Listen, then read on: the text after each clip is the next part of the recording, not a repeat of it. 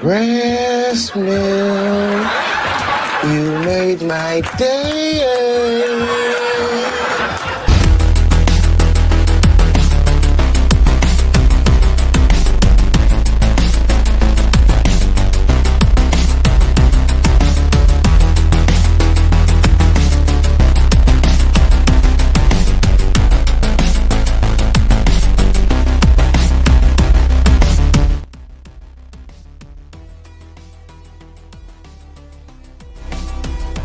And I am muted. Let's try that again. Welcome to World Class Bullshitters, the epitome of pop culture. I'm your host, Jeff Hicks. And with me tonight is the one, the only, Dion Green. Baby, boys and girls, children of all ages, we are proud to present to you us back in the habit, back again, 2026. Baby, we in it. And there is a lot of famous people I'm glad I'm not this week. So, hey, let's get into it. Me too, man. But one man that I am, happy to know, I don't want to be, even though he just celebrated an awesome birthday. Say hello to the Bombay bad boy himself, Big Rig Nick Utown. Yep, glad to be here on this wonderful Thursday night after another vacation, another holiday. Let's say that we got a lot of catching up to do. I know, right? Nick and I went to Florida to celebrate Nick's birthday with some of his friends and family, and I get to the Airbnb, and what do I see? Kathleen Kennedy is actually fired this time. The day I step away from my fucking computer, that chick leaves, and everybody's going nuts. But you know what, Nick? We went to Super Nintendo World, so I don't give a shit about what we didn't do last week. We're here to make up for it, though, this week, folks. That's true. We did have an awesome like 4 days of just like fucking around and doing dumb shit and just having a good time. So, it was fun. I don't think I'll remember it because I don't currently remember it. That's how you know you have folks, I was telling Dion off air, this place was so big. It had 8 bathrooms. We didn't even get to use all the bathrooms or all the beds. I even at one point wanted to try to sleep in every bed because they'll have to clean the sheets and make everything new again. So I just wanted to do it on principle. Yeah. Did not get that chance. Smart man. Yeah. But yeah, well, I did bookmark the place in case we ever go down there again and we need a giant place for everybody to sleep. So when we go back, Nick, you're damn right we will. Now, folks, if you want to catch that adventure, well, you can help us reach our goal. We're testing out the goal feature here on the channel. I've been paying attention to the pop-out chat over on YouTube. So first off, we have a super chat goal we're trying to hit, and we also have a poll right now. So the poll is, which trailer looks better, Darth Maul or He-Man? And we'll talk about both of those trailers tonight. And right now, and it's been changing because before we went on the air, it was 75% Darth Maul, 25% He-Man. Now it's 56% Darth Maul, 44% He-Man. So this is looking interesting, and we will give you all of our thoughts and details and opinions on these trailers in just a few moments. We only have a few things to take care of before we start tonight's show. So we're all caught up. A video just dropped a few minutes ago. So after tonight's show, hell, if you feel so inclined to pause the show and go watch it and tell me what you think, I won't be mad. But it is on the new Star Trek show. I want to do more on the channel. So you think Jeff's making a Star Wars video today? Nah, it was Star Trek, but we'll do Star Wars this weekend. So be on the lookout for that. No new information to share on anything related to art. But Dion, I have a comic book recommendation for you. And I can't recommend it enough. It's brand new, and it's very popular, and I'm sad that it took me this many months to read it, but I can't recommend Absolute Batman enough. This is the new version of Batman with the tiny head. At first, the artwork kind of threw me off, but damn it, is this awesome. When I'm reading this, I'm getting Year One vibes, Batman Begins vibes, just quality comic book storytelling. And it was so hard to put it down because I opened it up at the airport when I was waiting for the flight. And, you get there and you got a little time. And I was just burning through this book. I got almost halfway through it just sitting there at the airport. I made myself stop because I wanted to read it on the plane. But I can't recommend it enough. And I think I'm just going to go and continue to buy these trade paperbacks because Absolute Batman's absolutely awesome. So, Dion, go to your store. Go buy that book. Get a copy for the kids and yourself. You won't regret it. I recommend it that highly. I have heard nothing but good things about it. I've been meaning to get into it and check it out. I've been half following the storyline, but I haven't read anything yet. But every person I've talked to that's read it, they love it. Everything I've read online is how good it is. This absolute universe appears to be pretty nuts. So hell yeah, man, you're on. I'm gonna check it out. Yeah.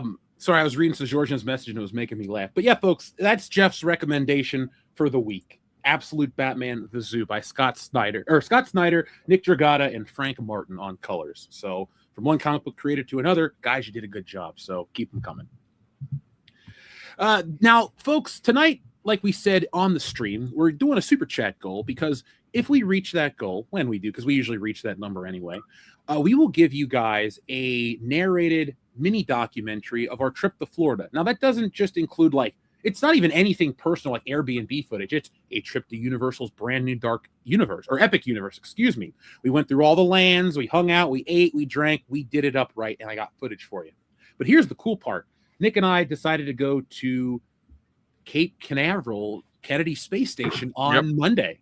So if you guys want to look at that, check it out too. Just help us reach our goal. That's included in the footage, and it was a blast. Nick, like I told you on Monday, I missed my calling in life to be an astronaut. God, I miss my calling in life to be a rocket scientist. Well, it's not too late. Let's just restart in our late 30s and on, and we'll just continue life as undergrads at some college. You go be a rocket engineer, I'll go be an astronaut. Maybe my heart will still beat when they let me into space. Who knows? Oh, jeez. All right, so let's keep going on with tonight's show. So Georgian says, you guys went on vacation. Good thing nothing happened major. Yeah, oh wait, one of the Ewoks died, and Mark Jones of Leprechaun fame also died. So quiet, nuns go to work on a Sunday. Yeah, don't worry, folks. Instead of giving you the same Kathleen Kennedy's fired this time video, I have something a little more world-class. So don't worry. I'm going to hit every topic you want. I have a whole list here. I'm even talking about somebody who's normally a political commentator, but has had such a bad take on entertainment that I actually need to make a video addressing this man by name. So next week, Jeff gets political by talking or taking down some political figure who doesn't know shit about movies. Social media is for everybody, but if you make yourself look stupid, I'm gonna come after you. So yeah. No, if you make yourself look stupid on the internet, you welcome ridicule into your life. I'm sorry. If you as a public figure, anybody makes a video of you in the car yelling at the phone, you've given the internet fodder to make fun of you. You just have. Oh well, this is a big person with a big show, and people in our sphere will be surprised that I make a video about it. Dion, you'll love it though. I'll tell you guys off air. Nice. And it's nobody in our sphere, nobody we've ever streamed with or worked with. So there's your teaser. Folks. Oh, that'll be interesting to Oh yeah, because this motherfucker is so dumb, and I have to I get it that people think that you think you know how shit used to work in the past because you were a child and you equate those things to the way things were. But this guy had such a dumb take about movies that I'm literally going to make a 40-minute video about it. So that's it. I can't wait. I'll stop. But Shrebbles08, we'll talk to you in a second. So Georgian, thank you very much for the support. Appreciate that. We have 3 of our 20 goal already. So Georgian, thank you very much for all the support over the years. Shrebbles08 says the word of the day, it's cream-pie. Debbie gets cream pied. Cream pie. I want this movie, Cream Pie Horizon. I don't even know what that would actually be about. Cream Pie Horizon. Ah, jeez. It's just an hour and a half shot of an actual pie in the oven slowly rising. That's all. I like that. I would so watch that movie. Now, this title is somehow dirtier than the real one. Instead of Freddy got fingered, we got Freddy got cream pied. A fistful of cream pie. Oh God! Inglorious Cream Piers, Cream Pie Man and the Revenge of the Cream Pies.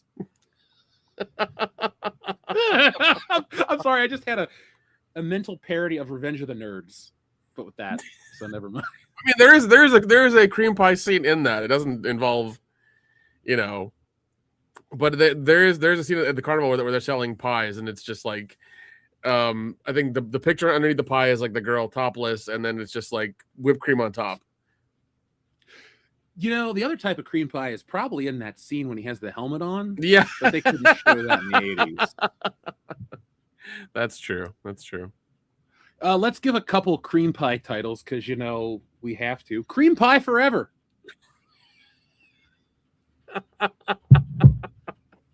No good cream pie for old men. Dion, you are muted, man. What do you got? He's like, oh. Well, you know, it's probably a good thing I didn't come up with a name using the word of the week this time. It's straight up dirty as fuck. But mine was black cream pie. You know, classic. It being we just got past MLK Day. You know what I'm saying? We got to keep it in the family. Well, since we're keeping it black, I'm gonna cream pie you, sucker. Is my new title. I'm gonna get you cream pie. Yeah. Or TV show in Living Cream Pie. God, Silence of the Cream Pies. Hot Tub Cream Pie Machine. That's my final one. Gone with the cream pie. All right, Dion, close us out, buddy. Any titles yours? If you need assistance, tag me in. Cream Pie of the Mohicans. There you go.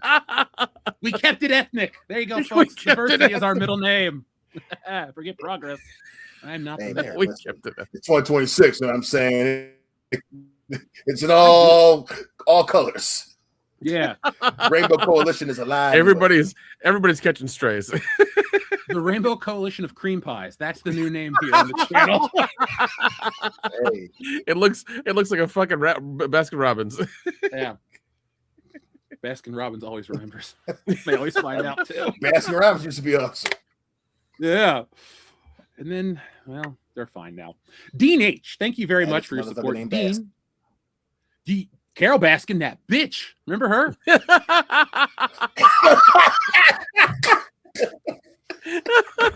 I've not. Hey, blast from the past. I know, right? People were like, hey, it's 2026. You mentioned Tulsa. No, Tiger King. I forgot the name of the show. See, that it's so far back. You mixing it with Tulsa. They were just also in Oklahoma. Well yeah. our boy was. Look, listen. Yes, Tiger King was because Tiger King happened during the pandemic. It feels like eons ago. Yep. It's like it must have been 10 years ago. No, it was. It's just a few years ago. So but wild. Dean, thank you for helping us reach our goal. Thank you to everybody for joining us tonight, folks. If you wouldn't mind, we are going to ask you to hit the thumbs up button. If you're watching us on Twitter, just share. I don't care if nobody sees your share, but it actually helps us in the algorithm because our goal for 2025 is bigger than our goal for 2025. We got to 200K. We've had videos that have done well, but our goal is still the 1 million subscribers, and that ain't changing anytime soon. Now that the book is done, it's all world class all the time. So, folks, let's do this together. But thank you, Dean. Now, Ghost Goblin has a great comment that I definitely want to talk about. Has anyone noticed there's a distinct lack of buzz and updates regarding The Mandalorian and Grogu? I suspect it's going to be a flop. Now, Ghost, I have noticed that there is more discussion on films that come out later than Mandalorian and Grogu. See, I believe Disney has a problem with owning Marvel and Star Wars because they own competition, and you can't over-promote one and leave the other one in the dust. Now, both are on the outs with hardcore fans because we can show that with lower numbers. You know, if this was just a couple of people on the internet, like Kathleen Kennedy wants to say, then your movies would have just kept making money, but they kept going down, and people stopped showing up for your shows, and your merchandise isn't selling. So it's beyond that. With all that being said, though, Ghost Goblin, I don't think this movie is going to outright flop. I think your Colliders of the world and your shill medias are going to promote it. Star Wars is back. Star Wars is saved. And then the other side of the aisle is going to be Star Wars is dead. Star Wars can't come back. And I'm looking at it like, if this movie's good, I'll be happy. If it sucks, well, we're in the same boat as always. So join us for an honest review. Don't worry about other Joe Blow. Well, actually, not JoeBlow.com. They're cool. But anybody else out there that's going to be going, oh, it's this, it's that. I was like, all right. I like Joe Blow a lot. I wish he was a real person. We'd have him on the show. Oh, for sure. The goal of 2026 is to keep it world class, folks, except no substitutes. Yeah. I mean, we've been doing it for 10 years now, so, you know, can't stop us now. Man, won't can't stop us. Exactly, that can't stop us now, baby. We in too deep. We've been talking too much shit too. It's all world class, brother. Can't get rid of us now. Shrubbles08 has a great question. Jeff, did you see the Apollo 1 door hatches at Cape Canaveral Space Center? Talk about NASA BS that wasn't world class at all. Number 42, please. Yes, Nick and I saw that. Yep. Let me see something real quick. Nick, I got to tell you, man, that was, look, the whole trip was great. 10 out of 10. But that was extra special. No, that was, dude, it was hilarious because, like, we had to leave the Airbnb by 10. And my brother and my sister-in-law left, like, that night because they had, like, 4 animals to, like, keep in their car and drive back to Tennessee. And so it was me, my buddy Soho, and Jeff. So we, like, you know, we cleaned the place. We got up. We, like, went to breakfast. And then we did, like, and, like, Jeff's flight wasn't until what? You'd have to board until 9:45. Yeah. So we had, like, 8 hours to kill. So I was just like, the original idea was to go to Universal and spend the day there, but we already got to Epic, and I was like, we're not doing this again.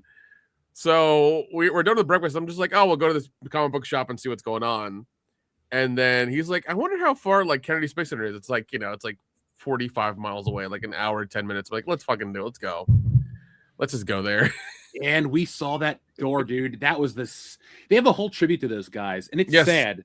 It is really, yeah.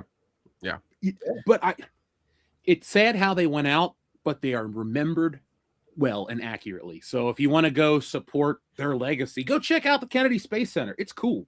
It's like space camp for adults, except they sell alcohol. Do they sell beer in the restaurant? I think they sell beer. Yeah. Okay, cool. Yeah, we got to see the SLS on the launch pad. It apparently launches in like 14 days or something or whatever.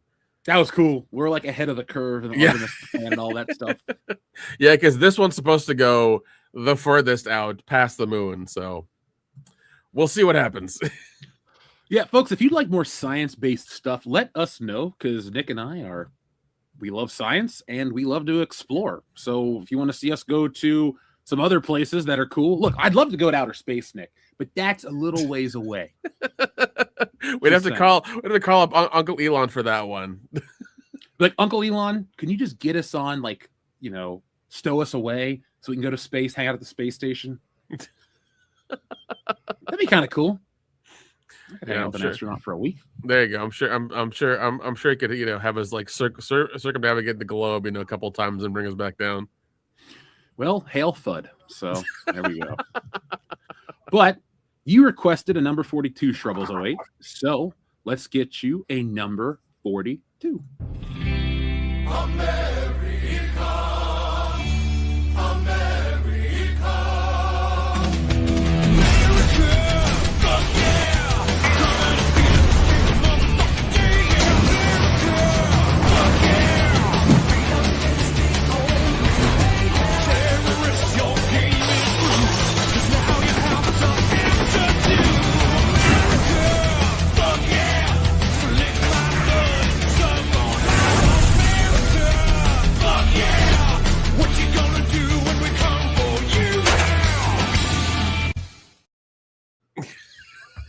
That's what we're going to do. So, guys, before we jump into the trailer and everything that we're about to go into tonight, Nick, you and I were talking about video game TV shows when we hung out. Any excitement for the new Fallout, or are you just kind of waiting for Twisted Metal like me? No, Twisted Metal, man. That one was the most fun one because I think I rewatched the first season like right before the second one came out. And then I rewatched the second season after that was completed because it was so much fun. So that's one I'm looking forward to a lot. I'm glad they got approved for a third season. I'm always worried because, you know, it may, because I may like, we may like it, but, you know, it may not like reach the, you know, the views they wanted or, you know, whatever, you know, weird, you know, achievement that the production company wanted. So. Well, we're special, Nick. Yeah. It was good to hear that like that show did well, you know. So it's like, all right, good. We're gonna get a couple more seasons. It's good because we need that absurdity. We need that craziness. We need that kind of show right now. Yeah, I want more. I do believe that video game adaptations and giant, massive crossovers are the future of entertainment that can make a lot of money because a game is unique to everybody. Yeah, we're all playing Mario, but the way we play through it is personal. That's why, Mario means a lot to people besides it being fun and iconic, and that's why the movie makes money. And with Fallout and Twisted Metal, you're kind of living in these weird dystopian futures, very different. And so I just want more stuff of quality. Like, I'm really hoping the Zelda movie hits. I'm really hoping that whatever else they make in the future, Metroid or Punch Out. I think they should make a Punch Out movie, like a Punch Out movie that's made in the tone of the new Street Fighter film, but with actual Mike Tyson at the end. I think that's like a $500 million film right there. That would be hilarious. No, that'd be fun. We need a time crisis movie. We need a time crisis movie or show. Oh, I'd watch that in a fucking heartbeat. Yeah. So, now, speaking of movies, Nick, we're about to get an adaptation of something very classic and iconic. And let's get an image pulled up here because, folks, one thing that we love is classic entertainment. We all grew up in a bygone era where Saturday morning cartoons dominated your week. It might have been Tuesday, but in your mind, you were waiting for that next episode to drop. And if you're a 90s kid like we were, that was Spider-Man or X-Men or an Adventure of the Power Rangers. But if you grew up in the 80s, it might have been G.I. Joe, it might have been Transformers, or it might have been the most powerful, He-Man and the Masters of the Universe. And so today they dropped the official trailer for the new He-Man and the Masters of the Universe film, or just Masters of the Universe. And this is the first Masters of the Universe film in almost 40 years. I believe the last one came out in 87. It's 26. So we're 39 years removed from the original Dolph Lundgren classic. And now we got this one. And this has been hyped all over the internet today. And so I watched the trailer. I tweeted about it. I thought it was a fine trailer, and we'll get into that. But I want to know what you guys think. Dion, what did you think of the He-Man trailer, man? Listen, it was pretty good. It was pretty good. It was your standard, like, by the numbers, action adventure, chosen one trailer. I enjoyed it. It didn't do anything, it didn't do anything to separate it from any other action adventure trailer that we've seen in the last 5-6 years. But I was like, damn, okay, I do want to see that. It did the job with me. It got me where I'm like, I'm a little excited for this one. A little excited. Nick? I gotta agree with Dion. Like it had the trailer was really good. You did have, that whole thing of like, he was raised in this world and he had to go back to, I guess, Earth or, normalcy or whatever, and like get a corporate job and stuff, which I thought was hilarious. And he kept having this, this image of the sword and sorcery and all that other kind of stuff. So I like it. I think it's going to be fun. But once again, like, I'm not a He-Man. I think I watched the show when I was like really young. I don't remember any of it, but apparently my mom told me I had the toys and stuff. So apparently I liked it. But it seems like every other adaptation after the fact has been very lackluster. I do have a soft spot for the Dolph Lundgren movie as a kid because it was terrible, but in the best way. Yeah, you see, guys, this trailer looks completely fine to me. If I use the phrase generic, it's not necessarily a dig, but this looks very much like a Marvel movie. Generic's the perfect describer, for sure. Yeah, and generic's not bad. Sometimes store brand is generic, but it tastes great. You don't need to get a craft version of mac and cheese, even though I don't even eat that shit. But my point is, I watched this trailer this morning, and these shots, this looks like Asgard. This looks like shit I've seen before. Yeah, it does. Yeah.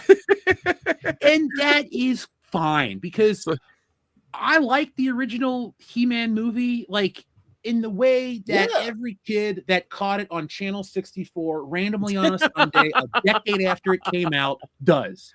See, that's where this show is slightly different. We are in our late 30s to like 42-ish, but we still didn't grow up in that window where we were like big into He-Man, big into G.I. Joe, and big into Transformers. The trifecta of 80s franchises are a little too old for us. We grew up post. We're Ninja Turtles, Power Rangers, Fresh Prince of Bel-Air, random show. But I don't have the... Say what? I said accurate, though. Thank you. But my point I'm trying to get at is a lot of people in the audience and online are very hesitant. They're waiting for the ball to drop on this because they're very emotionally tied into He-Man. And I want a good He-Man film as much as every one of you guys out there. I want it to be cool. I actually want it to be kind of savage and violent, because when I think of He-Man, I don't think of that cartoon. I think of the images that were created, the comic books that came with the action figures. Like a listener of ours was like, dude, you got to get this He-Man compendium. So I bought this book. It's every He-Man comic from the toys. And I read it and I liked it. I thought it was kind of cool. But I also don't have the nostalgia like a lot of guys do with this trailer. It looks fun. It looks cool. If it sucks, I'll be the first one to say it. There's a nice bunch of Mattel toys in the background, so maybe we'll get a big movie in the future. I just want to be entertained, man. Exactly. Exactly. That's all I want is like, yeah, the trailer's good, but like, will the movie be good as well? That's the thing. That's what we really want. We're willing to spend our $25 per person to go watch the movie, but if we don't get something out of it, then why the fuck are we going to the movies? What do you guys? I agree with that statement 100%. And what do you guys think about the casting choices? Idris Elba's an interesting choice. I'm finding it interesting that he's at that level where he's just randomly in shit. Again, it's Idris Elba, so we get it. He's the chosen one or whatever. I'm willing to give it a shot. But him as what's his name, Rumble or whatever the hell, Man at Arms.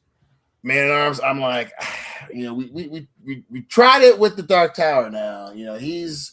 He was already Heimdall. He had that kept him in the cool zone with me, and the rest of his repertoire has been hit or miss.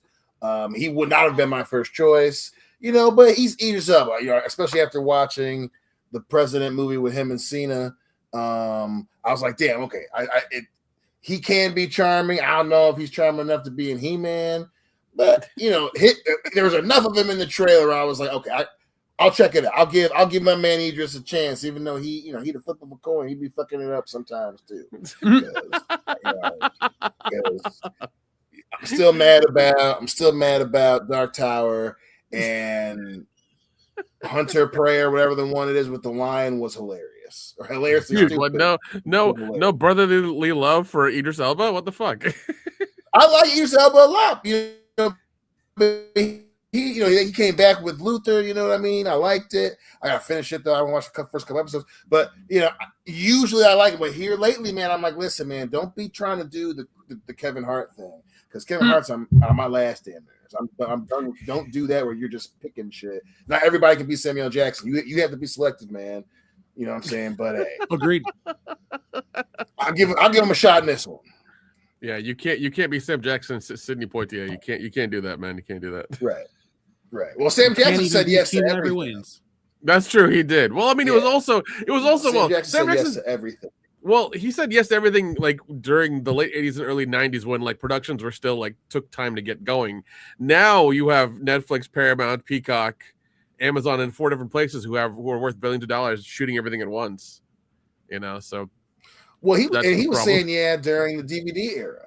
He was saying in the early and mid 2000s. That's how we got Formula 51. That's how we got what's that? God. Unthinkable or whatever. I think that was the 2010s. Unbreakable.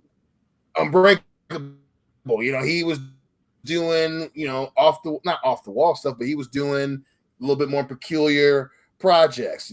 Which is Sam Jackson. Idris Elba is like you ain't Sam Jackson. You got to be. Some stuff would be too damn. Silly. I'm like, I'm not gonna be going to all your movies, man, if they suck. Like, I was glad I didn't go to the Lion one. Seeing that shit when it was on Prime, I turned it off. I got like to them trapped in the Jeep. I was like, yeah, I'm done. This is really stupid. Can I tell you something? What are we doing? I saw that in theaters. Absolutely. It didn't get better. My dumbass paid to see that shit at Regal, whatever year it came out. I was living out west. We went to dinner and made a whole night out of it, and then that was the movie, and I went, it was what was it? It was Beast in 2022. Yeah, Beast. Thank you. Yeah, piece of shit is what it was. God, I hated that movie. It was like Jaws with a lion, but it sucked. Oh God. Yeah, right. Yeah. So what? They tried making Cujo, but they didn't have Stephen King writing it, I guess. Yeah, they got stuck in a car. It's like more like Cujo mixed with The Ghost in the Darkness. Oh my god. That is a very fair point.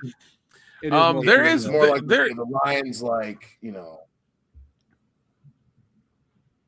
Yeah, the cast is pretty stacked. You have Alison Brie as Evil Lynn. Mm-hmm. Our favorite Oscar-winning actor Jared Leto as Skeletor.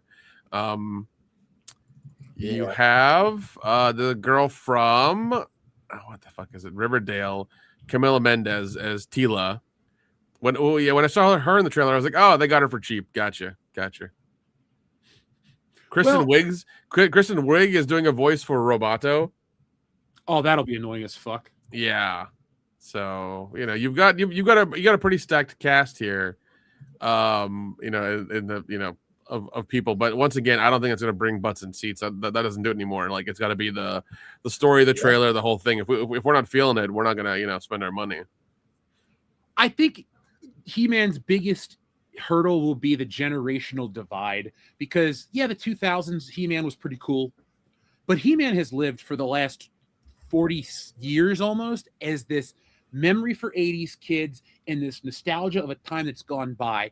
And like G.I. Joe, it's still around. You can still find it in almost every retail store, but it's for the older guys who grew up with it. And so I want kids to go out and watch this movie. I want He-Man to stick around. Just because I didn't grow up with it doesn't mean I don't like it. But I think that's its biggest hurdle beyond any, race swaps or potentially. I mean, it is what it is. I think it looks fine. And if this guy doesn't suck as He-Man, the movie will be a fine success. But Skeletor is the one thing everybody's concerned about. I don't like Jared Leto, but this design's fucking cool. It is. I think they copied the design from that commercial that came out in Sweden or whatever, where it was He-Man and Skeletor dancing or whatever.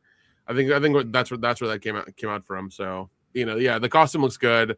Doesn't look janky. Doesn't look half-assed or unfinished. So there is that. But we'll see. Once again, it's fucking Jared Leto. So he's box office poison for a lot of things. But hopefully everything else overpowers it, and he kind of it just does his own thing. I mean, the good thing is we're not seeing his face, which is great. So there's that.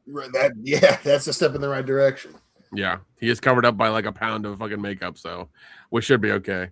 I think they should have just hired the dude from the cartoon to do the voice.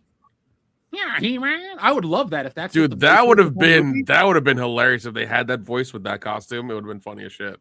That's what Skeletor's supposed to be. Yeah, but well, once again, it seems like they're going in the Guardians of the Galaxy kind of way, and if it does good, we'll get 8 more of them. So know.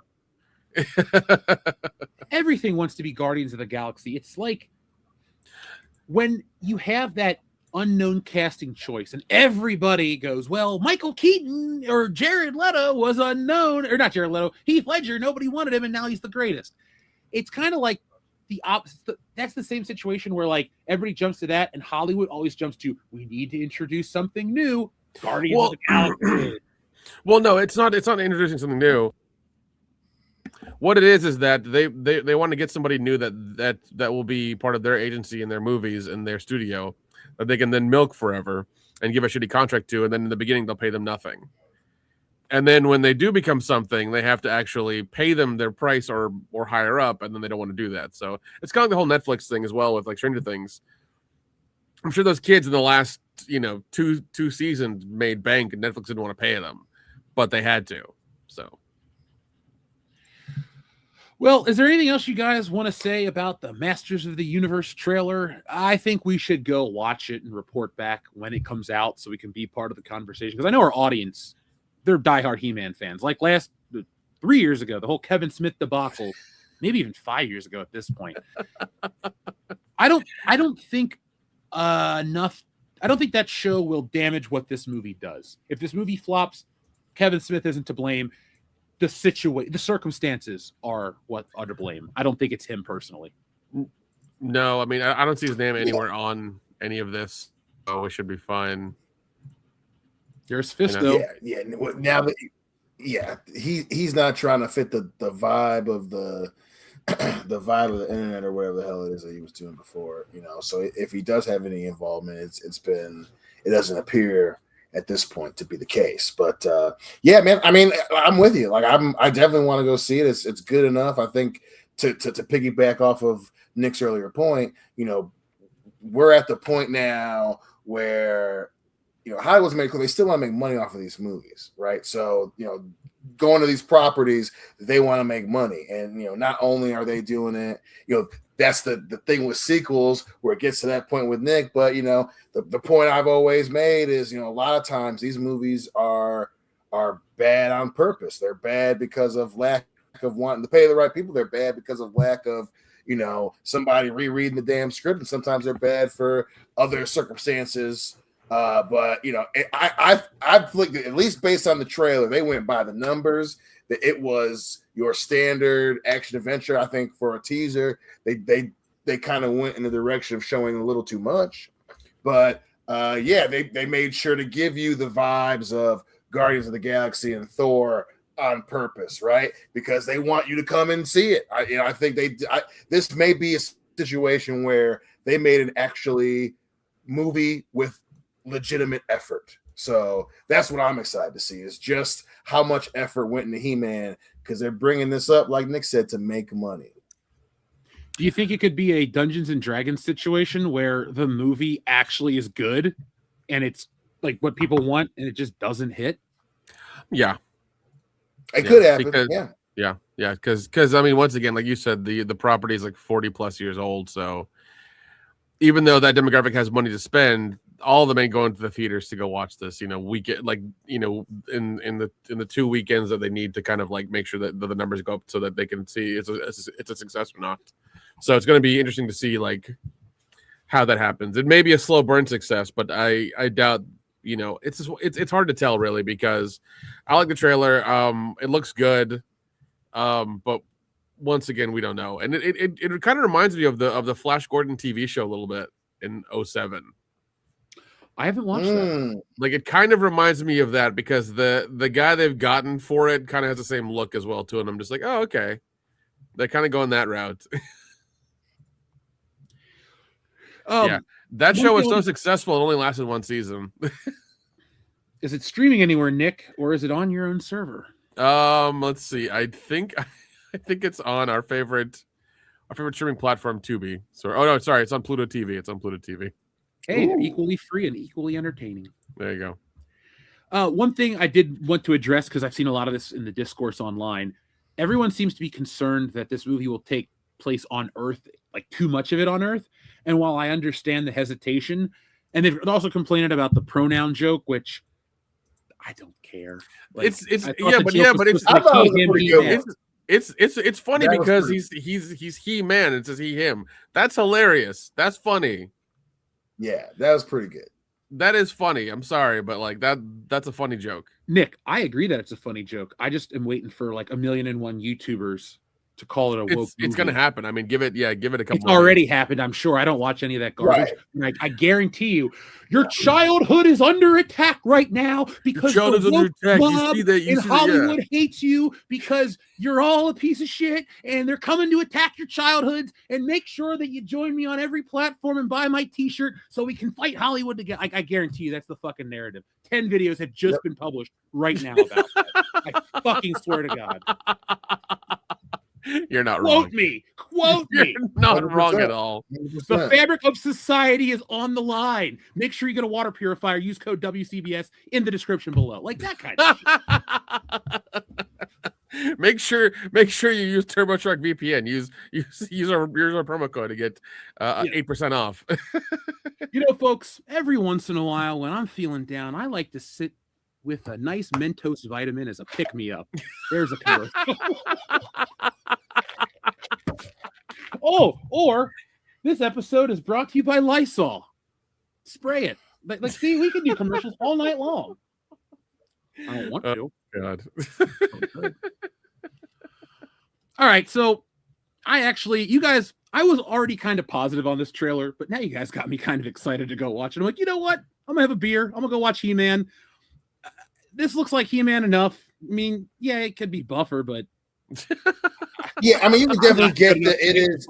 That's one thing I'm worried about. Is it's going to be very much like, hey, this movie was made in 2026 type shit, because the whole, he looks like a dude from, any college town, United States, America. You know what I mean? But hopefully everything else around is better to overcome that, because that definitely is, especially now.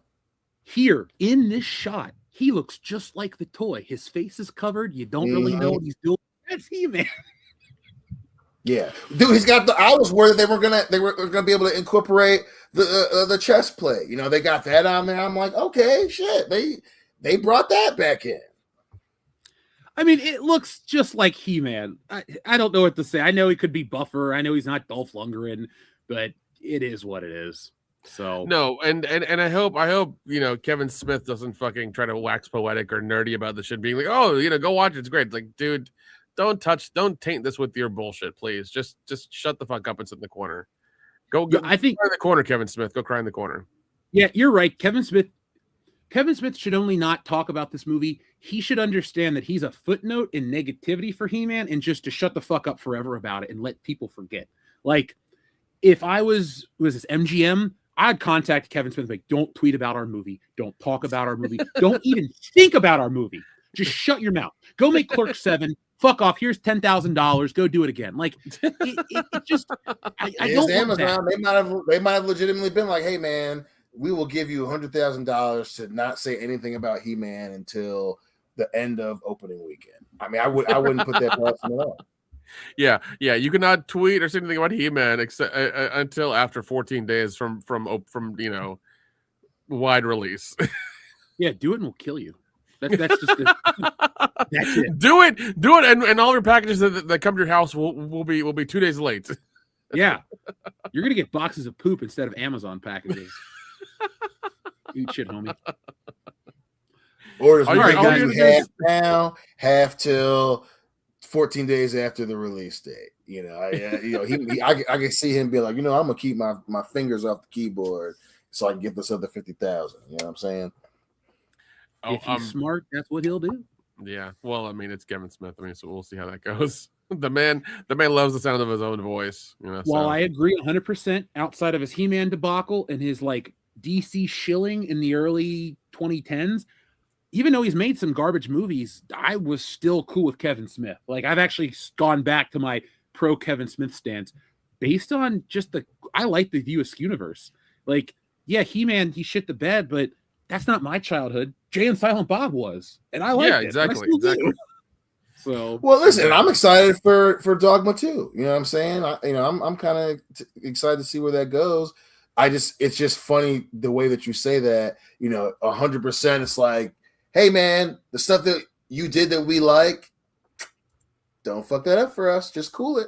Because, clearly, you ain't Charlton Heston, you dig? You're not as smart and down with what's cool as you thought you were. I do, dude. I remember when that whole He-Man thing happened. He's like, oh, I love it. And then everybody came with receipts, and he's like, well... Hey, folks, if we ever get tapped to make He-Man stuff, like if I got tapped to draw a He-Man comic, I'm the guy, because I like to draw that kind of stuff, so it'll be cool. But if it's like Nick and I are optioned to make like a Man-at-Arms short, just know we did it for the money. We 100%. 100%. Nick, I will pull a scene out of Dumb and Dumber. I will wipe my eyes and blow my nose with $100 bills and just return them with a briefcase full of IOUs. Oh, exactly. Okay, guys. So we are all talked up on He-Man and the Masters of the Universe. Let's talk about some stuff with the audience, and then we're going to talk about trailer number 2. It's nice. We're in that weird window where the slump post-pandemic is over. New entertainment has been made in the pipeline, and now we're learning about shit. So coming up next is going to be Maul Shadow Lord in just a moment. But our friend Overkill161 says, today on the pastry-themed theater and number 1 on my Google search, a license to cream pie. Star Wars, The Cream Pie Menace, and my cream pie with Andre. Oh my God. I don't want to know who Andre is. Could it be Andre the Giant, my father, or Andre 3000? We'll never. Or Andre Agassi. Yeah, what's he doing? Is he still bald? Probably. Oh yeah. That ain't never gonna change. No, like he's not Pete Sampras cool because he got Bridget Wilson. Andre Agassi just sounds like a casino, so that's cool. Plus, he never won Wimbledon. Cool. That's why he never got his curl. Never really curled because did John McEnroe ever win Wimbledon? Because he's like he won. He only won once though. Hey man, you know, a win's a win. You cannot be serious. I am John. Very serious. I want to see John McEnroe and Dennis Miller in a room yelling at each other. That would be fun. But thank you, Overkill. Now it's kind of a little old man. I thought Dennis Miller was dead, to be honest.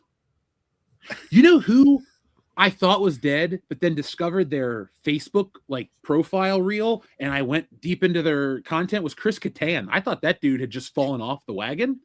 Nope, Chris Kattan's doing all right for himself. Well, he's doing. I mean, all right is relative. He had some sort of stroke or something happen, and he's all messed up now. Well, look, based on the pictures in the video, he seems to have been making a recovery, and I like Night at the Roxbury, so I'm pro Chris Kattan. Oh no, Nick became radio static. There you go. Now you're back. Okay, I don't know what happened. 100%, and then your voice went. No idea why. But we're no, being watched by the government. Probably. Too many cream pies in one place. We don't have a fucking license. That could be it. Well, unlike Overkill 161's computer, we are not licensed to cream pie. We're Mission Impossible Rogue Cream Pie. Oh, jeez. Oh, yeah, it was dumb. Anyway, Cream Pie, the 50-foot woman. Ew. Anyway, we got a football question for our psychic extraordinaire. Folks, even though we're not a football podcast, we all follow, we all talk behind the scenes, and now we have a visit from our psychic extraordinaire because we have a very specific question. So folks, hold your fingers to the sky and kiss your asses goodbye, because the psychic extraordinaire, Mr. Cleo, is here to save the day. Mr. Cleo, we have a question for you from Shrubbles Await. Who will win the Super Bowl, and will the halftime show suck? Bagwan. You're asking me because you're a Libra, aren't you, darling? Bomba Claudia. We only know one thing, that the kids don't lie. Mercy. Bagwan. The only one to remember, the only thing to remember. And it comes to the NFL, and the closer we get to the Super Bowl, the game of games, Bagwan, Bomba Cloud, American football. Is no, you always trust the right white guy in the right helmet, yeah, and headset. And who we have left? We got Sean Payton, Bomba Cloud, the old man who stay in trouble. Sean Payton, the Patriots. Bomba. On the other side, we have Matt Stafford, the boy who couldn't get it done down in the D against who the hell are the Rams playing again? Oh my gosh. Anyway, we always go with the white boy from Detroit. The Rams are on a winning streak. MVP quarterback, trusting the Cats because the Cats don't lie. I have about to listen to music. Everyone's getting bomba clad about it because it's Bad Bunny. Bad Bunny, who people forgot he's from Puerto Rico. Bomba clad. But trusting the Cats. And the Cats say everybody got something to say about Bad Bunny. But remember one thing from the Cats is that the hips don't lie. But have mercy. These have been the wise words of Mr. Cleo. Ladies and gentlemen, welcome to the American Ramrod, Coach Kendo Slice, to the show. I'm happy to be here. I'm just very happy to be here. I will tell you guys off air about why I'm so happy that I'm here right now. But let's just say I don't have to leave. I don't have to miss work tomorrow to go do something in the legal realm that I really don't want to deal with by sitting in a box for up to 5 days. Oh, gotcha. Just say they're guilty and move on. The thing is, it's funny because like I wanted to prep the kids because our students care about us very much, and when a teacher isn't there for a few days, they like to ask questions, and you don't know what is going on in everybody's life, and then they start Googling to make sure that they didn't make the news for some kind of accident or thing. So I laid the groundwork. I'm like, there's a chance you might not see me tomorrow. I got this legal paper I have to deal with potentially for my civil service. And if I'm not here tomorrow or for a few days, this is why. They freaked out because they thought that meant I committed a crime. I said, no, I might be part of one, not facing one. There's a difference. And yeah, it was great. I'm just like, okay, we're good here. We're good. All right. They cared apparently that much. So, you know, give it to the Utes for now today, understanding the difference between both sides of the legal realm and what you could be facing and or just participating in. They did tell me, they're like, mister, just go in there and tell them that you're racist. I'm like, while an effective strategy, I'm not playing that one. I'm like, I'm not doing that one. I'm just glad you made it, man. Yeah. I mean, I was hoping I'd get a question like who here works in the field of education that might have a bias, get me out of here, or who here follows the NFL and may hate the Raiders. Right here, get me out. Just do the Princess Leia defense like they do on 30 Rock. Dress up like Princess Leia, talk about your home planet of Alderaan. They'll check you off as a nut bar, and you'll never be called again. Worked for Liz Lemon. Got to work for Kendo Slice. Yeah. I fought the legal system, and I won. Yeah. Technically, I guess. That'd be funny if Kendo went in as Princess Leia. Dude, like I was telling everybody, I'm like, my luck. There's this trial of the century a la O.J. Simpson getting ready to happen that's centered in Las Vegas. And I get pulled for that, and I end up in a hotel for 6 months. I will probably die.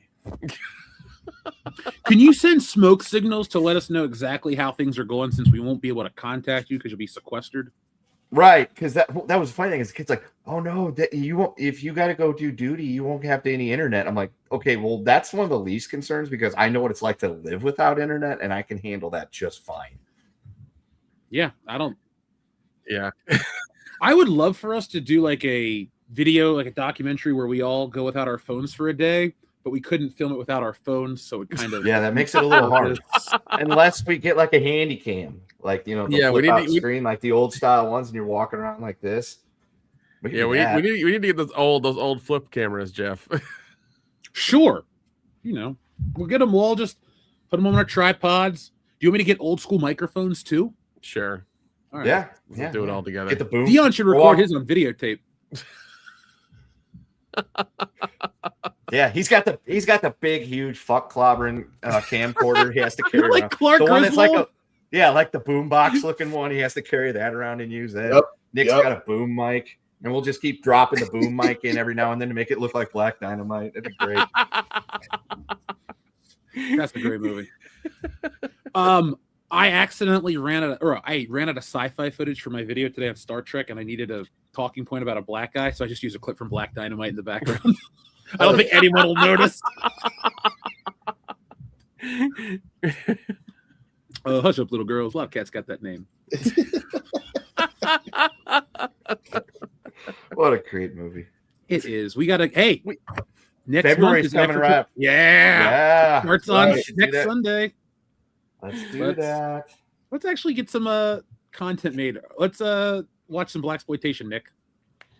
Let's do it, man. We'll finally let the audience know what follows the word boss here on this channel. Like boss cream pie. Kendo just learns the word of the day. Oh. Yeah, the word of the day is cream pie. Well, you could do the other one in cream. Yeah, we're not going to do that. Never done that here on this channel. Probably already is a category on a certain hub too. Yes. Well, oh yeah. Duh. Speaking of, I should look up what the stats were for 2025 and see what Please weird do. things were looked up. Because we have a lot of statistical stuff to talk about, and I definitely want to hear that. I can tell you that after Monday night, Dion and I can tell you who the most searched person on the hub was probably that evening based on a certain camera shot during the national title game. Oh, I heard about that. Yeah, they zoomed in and they let it linger, and there was a lot of people like, "Hey, I know who that is." Yeah. a lot of dudes had to be like, I know who that is. And be like, no, I don't. Yeah, Steve sent that to me. That's how long as I know who she is. Yeah, Instagram, man. Yeah. She does those TikTok challenges and dumb shit. I know that nose from anywhere. Wouldn't you guys laugh though if her being on this game gets her into like some kind of sports broadcasting, the exact same thing Mia Khalifa could never do? I mean, I wouldn't be surprised. Listen, people have been reaching over from the porn industry now for the last couple of years. So I wouldn't be surprised. She could be to use a sideline reporter next year. Be like, go on the sideline with Abella Danger. Abella, you down there with the guys today? What's going on? Well, I've been underneath. I mean, it's been crazy. All of them. That's all she says. Oh my god. Folks, we will be back with commentary for Superman 4: The Quest for Cream Pie in 2099. So make sure you guys join us for that one. It's gonna be along with Jaws 19. Yeah, directed by Max Spielberg. Yeah. Did we do Hot Tub Cream Pie Machine? Did that one get We used did. too? I did that in honor of you. Did we get the Attack of the 50-Foot Cream Pie?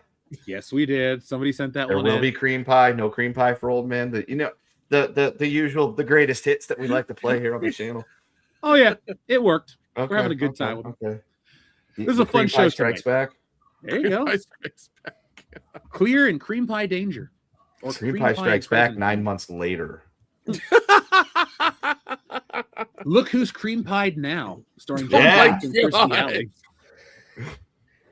Just saying, man. Just saying. Putting it out there.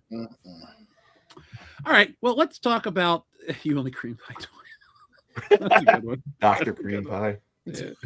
From Cream Pie with Love. The cream pie is not enough. God damn it. Let's see. No time to cream pie. On Her Majesty's Secret Cream Pie. Oh, here's my favorite. Live and Let Cream Pie. Oh, get the fuck out of here. For your cream pie only. God damn it. Octo Cream Pie, because the other one's just too dirty. God. Yeah. Let's see. Did we get all? Let's see. The Living Cream Pies, Licensed to Cream Pie, Golden Cream Pie, or Cream Pie. You're doing it wrong. Cream Pie Never Dies. Cream Pie Never Dies. The Cream Pie is not enough. Yeah, we got that one, and then Cream Pie Live Another and Let Day. Cream Pie. I think we hit them all already. Yeah. Quantum of Cream Cream Pie. Pie. Cream Pie Royale. With cheese. God. Thank you, Nathan, for sending us off into a tizzy of James Bond Cream Pie's Attack. Yeah. Let's see. We did all the other Star Wars except Revenge of the Cream Pie, so there's that too. Yeah. The Phantom Cream Pie. House Party 2, the Pajama Cream Pie Jam. I'd watch that. Yeah. All right, guys. So we have another trailer to talk about. This is one that the audience might be excited for. It's definitely going to garner some conversation. But today they dropped a trailer for a Star Wars show that doesn't look bad. It's based on Darth Maul. It's called Maul Shadow Lord. It takes place post Order 66, I believe, based on the trailer. And it features a bunch of Jedi who survived Order 66 fighting Darth Maul, looks like. So, Dion, you and I are the longtime Star Wars fans with a interest in the backlog of lore, excuse me. Correct. Based on this trailer, do you think a lot of people are going to be satisfied by this show, or do you think they'll still be a little jilted about what came before it? Listen, I think the jilt's never gonna go. I mean, we have reached a point where that jilt is a part of the brand now. You know, we went through a decade almost of corporate Star Wars, and no matter what people think, what other side of the divide you're on. Star Wars was not the standard. And here we are with something that looks pretty good. I think people will come in with their own Star Wars experience. And but I will say that this one, it looks intriguing, man. It was another case of a trailer that I thought was good enough, especially in terms of a character that everyone can like. Everyone seems to agree on that they like, and everyone can agree it was one of the gems in an earlier era of Star Wars that as a whole wasn't very good. So yeah, man, I think people will still come in a little jaded, but this does have the potential to be the thing that people that we all like again. It definitely looks close, man. It looks close. I am a little concerned only by this pink character. I think she's going to be the focal point. And I have a bad feeling she'll be like modern Disney Star Wars, where we won't like the main characters or the characters that are predominantly in this show. And a lot of people are just going to be hanging around for Darth Maul. So if we're honeydicked and we get a predominantly whoever the fuck these people are and not mostly Darth Maul, I think this show is going to piss off a lot of people. Oh, yeah. That's always going to be backwards. Lucasfilm is never going to shake that they have earned that reputation. Again, one of the few things that people can agree on is the fact that Lucasfilm earned all this, right? You brought it up at the top of the show. Right now Kathleen Kennedy is on her way out. But that entire it was controversial is putting it lightly.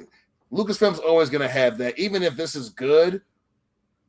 That's going to follow the reputation of Star Wars, Disney Star Wars, for the foreseeable future. If it's bad, like you said before, it's like, another classic Lucasfilm blunder. But we'll see. But yeah, that's never going to go away. No, and I watched this and tried to shut off my brain and go, oh, cool, something from Star Wars that doesn't look like ass. And I got it. So I think I'm going to try to go into this and forget all the shit from Disney Plus.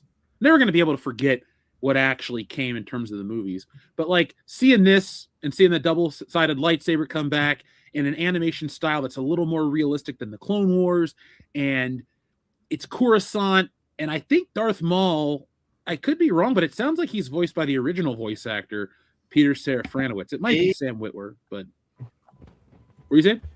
I said Pete. Oh, have you seen him lately? Crackhead bit him. He does not look pretty good, so Pete I feel bad. Serafinowicz doesn't look very good. No, he looks rough. Like I saw him on a podcast yesterday, and I was like, "Oh wow, that's the Tick." The last 5 years have been rough on him. Well, maybe he took the cancellation of the Tick really rough. I mean, we did, not to that degree. But I have a vigil in this corner. I mourn the Tick every morning. It was the best adaptation of that show. Fucking love that show. From us. Yeah. David set up the final episode on a cliffhanger. Shout out to our friend Lagmaster66. We appreciate the compliments, man. We're watching the chat too. Since we're loving the chat so much, and we're talking about Darth Maul, He-Man has actually overtaken the poll. The He-Man trailer is now the most anticipated with 56% of the votes. So I don't know if we have swayed the opinion of the audience or if we're just all feeling the love tonight, but that He-Man trailer is going to probably win the poll. So folks, if you're watching at home and you want to vote, you know how to vote at home right now. But you are right in the chat. I liked it. Yeah, are you going to go see that with us? Like, not together, but is that a movie you'll go try to watch so we can all talk about it? I honestly, yes. Well, I can tell. I'll talk about this. I'll probably segue back to that since I missed that part. But my buddy Nathan sent it to me too, and he was really stoked about it. I will not claim to be like any type of expert on Masters of the Universe. I never knew he was a Master of the Universe until I was like 8. Until then, he was He-Man. I was born right in that time where he was just on his way out, and all my He-Man stuff was secondhand from a cousin. But this trailer, I was watching it, sitting at stoplights today, and I'm like, this looks pretty good. Like, it's actually a movie I'm probably going to want to go watch because it actually looks kind of cool. Does it line up with what the lore of the show is? I have no idea. I'm essentially the market that they're aiming for, which is dudes in my age range that know of He-Man and know of Masters of the Universe that may not be 100% familiar with it, that they're trying to lure in along with the people that are already on board that are fans and have been around for a while. So it's working because I'm like, dude, this looks like a good movie. This is one that I would actually go watch. Yeah, it's kind of nice that we're all pretty positive towards it. Yeah. So there you go, folks. And somebody could be like, you're an idiot. You don't know what you're talking about. This doesn't look anything like it. Blah, blah, blah. You're right. I don't, because I didn't watch it growing up. By the time I was watching stuff, Ninja Turtles had just dropped. And I was like, I'm off with the races with that. So, but the Maul show, it looks like it could be pretty good. But then there's always that, what if this is just a side note? He's here. The story's about him, but it's really going to be about the pink-haired Twi'lek instead. So Minnesota Twi'lek. Hey, you're not wrong. Look at what Obi-Wan was about. It was a lot of not about him. Yeah. Book of Boba Fett. It literally didn't feature him in 3 episodes. It just fucked off to go be about the Mandalorian and those weird Power Rangers on scooters. So yeah, this could be. This is the type of like Star Wars content. Me as a fan of the original trilogy and kind of okay with the prequel trilogy after we got the sequel trilogy and I realized how bad Star Wars actually looked, and maybe the prequel trilogy ain't so bad anymore. And sort of watch the Clone Wars and things. This is a story that's like kind of something we would like. It's like, what happened after Order 66? What did we get? When all that stuff was going down? What's going on here? Like, this looks like it could be pretty good. So I have hope that maybe, just maybe it'll be good. But at the same time, I also know what they've done to us for the last 10 years. So I ain't exactly holding my breath.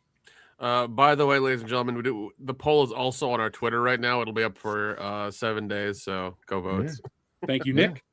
If we get at least 2,000 votes, we will find somebody to swing on that poll for you. Not it. Yeah.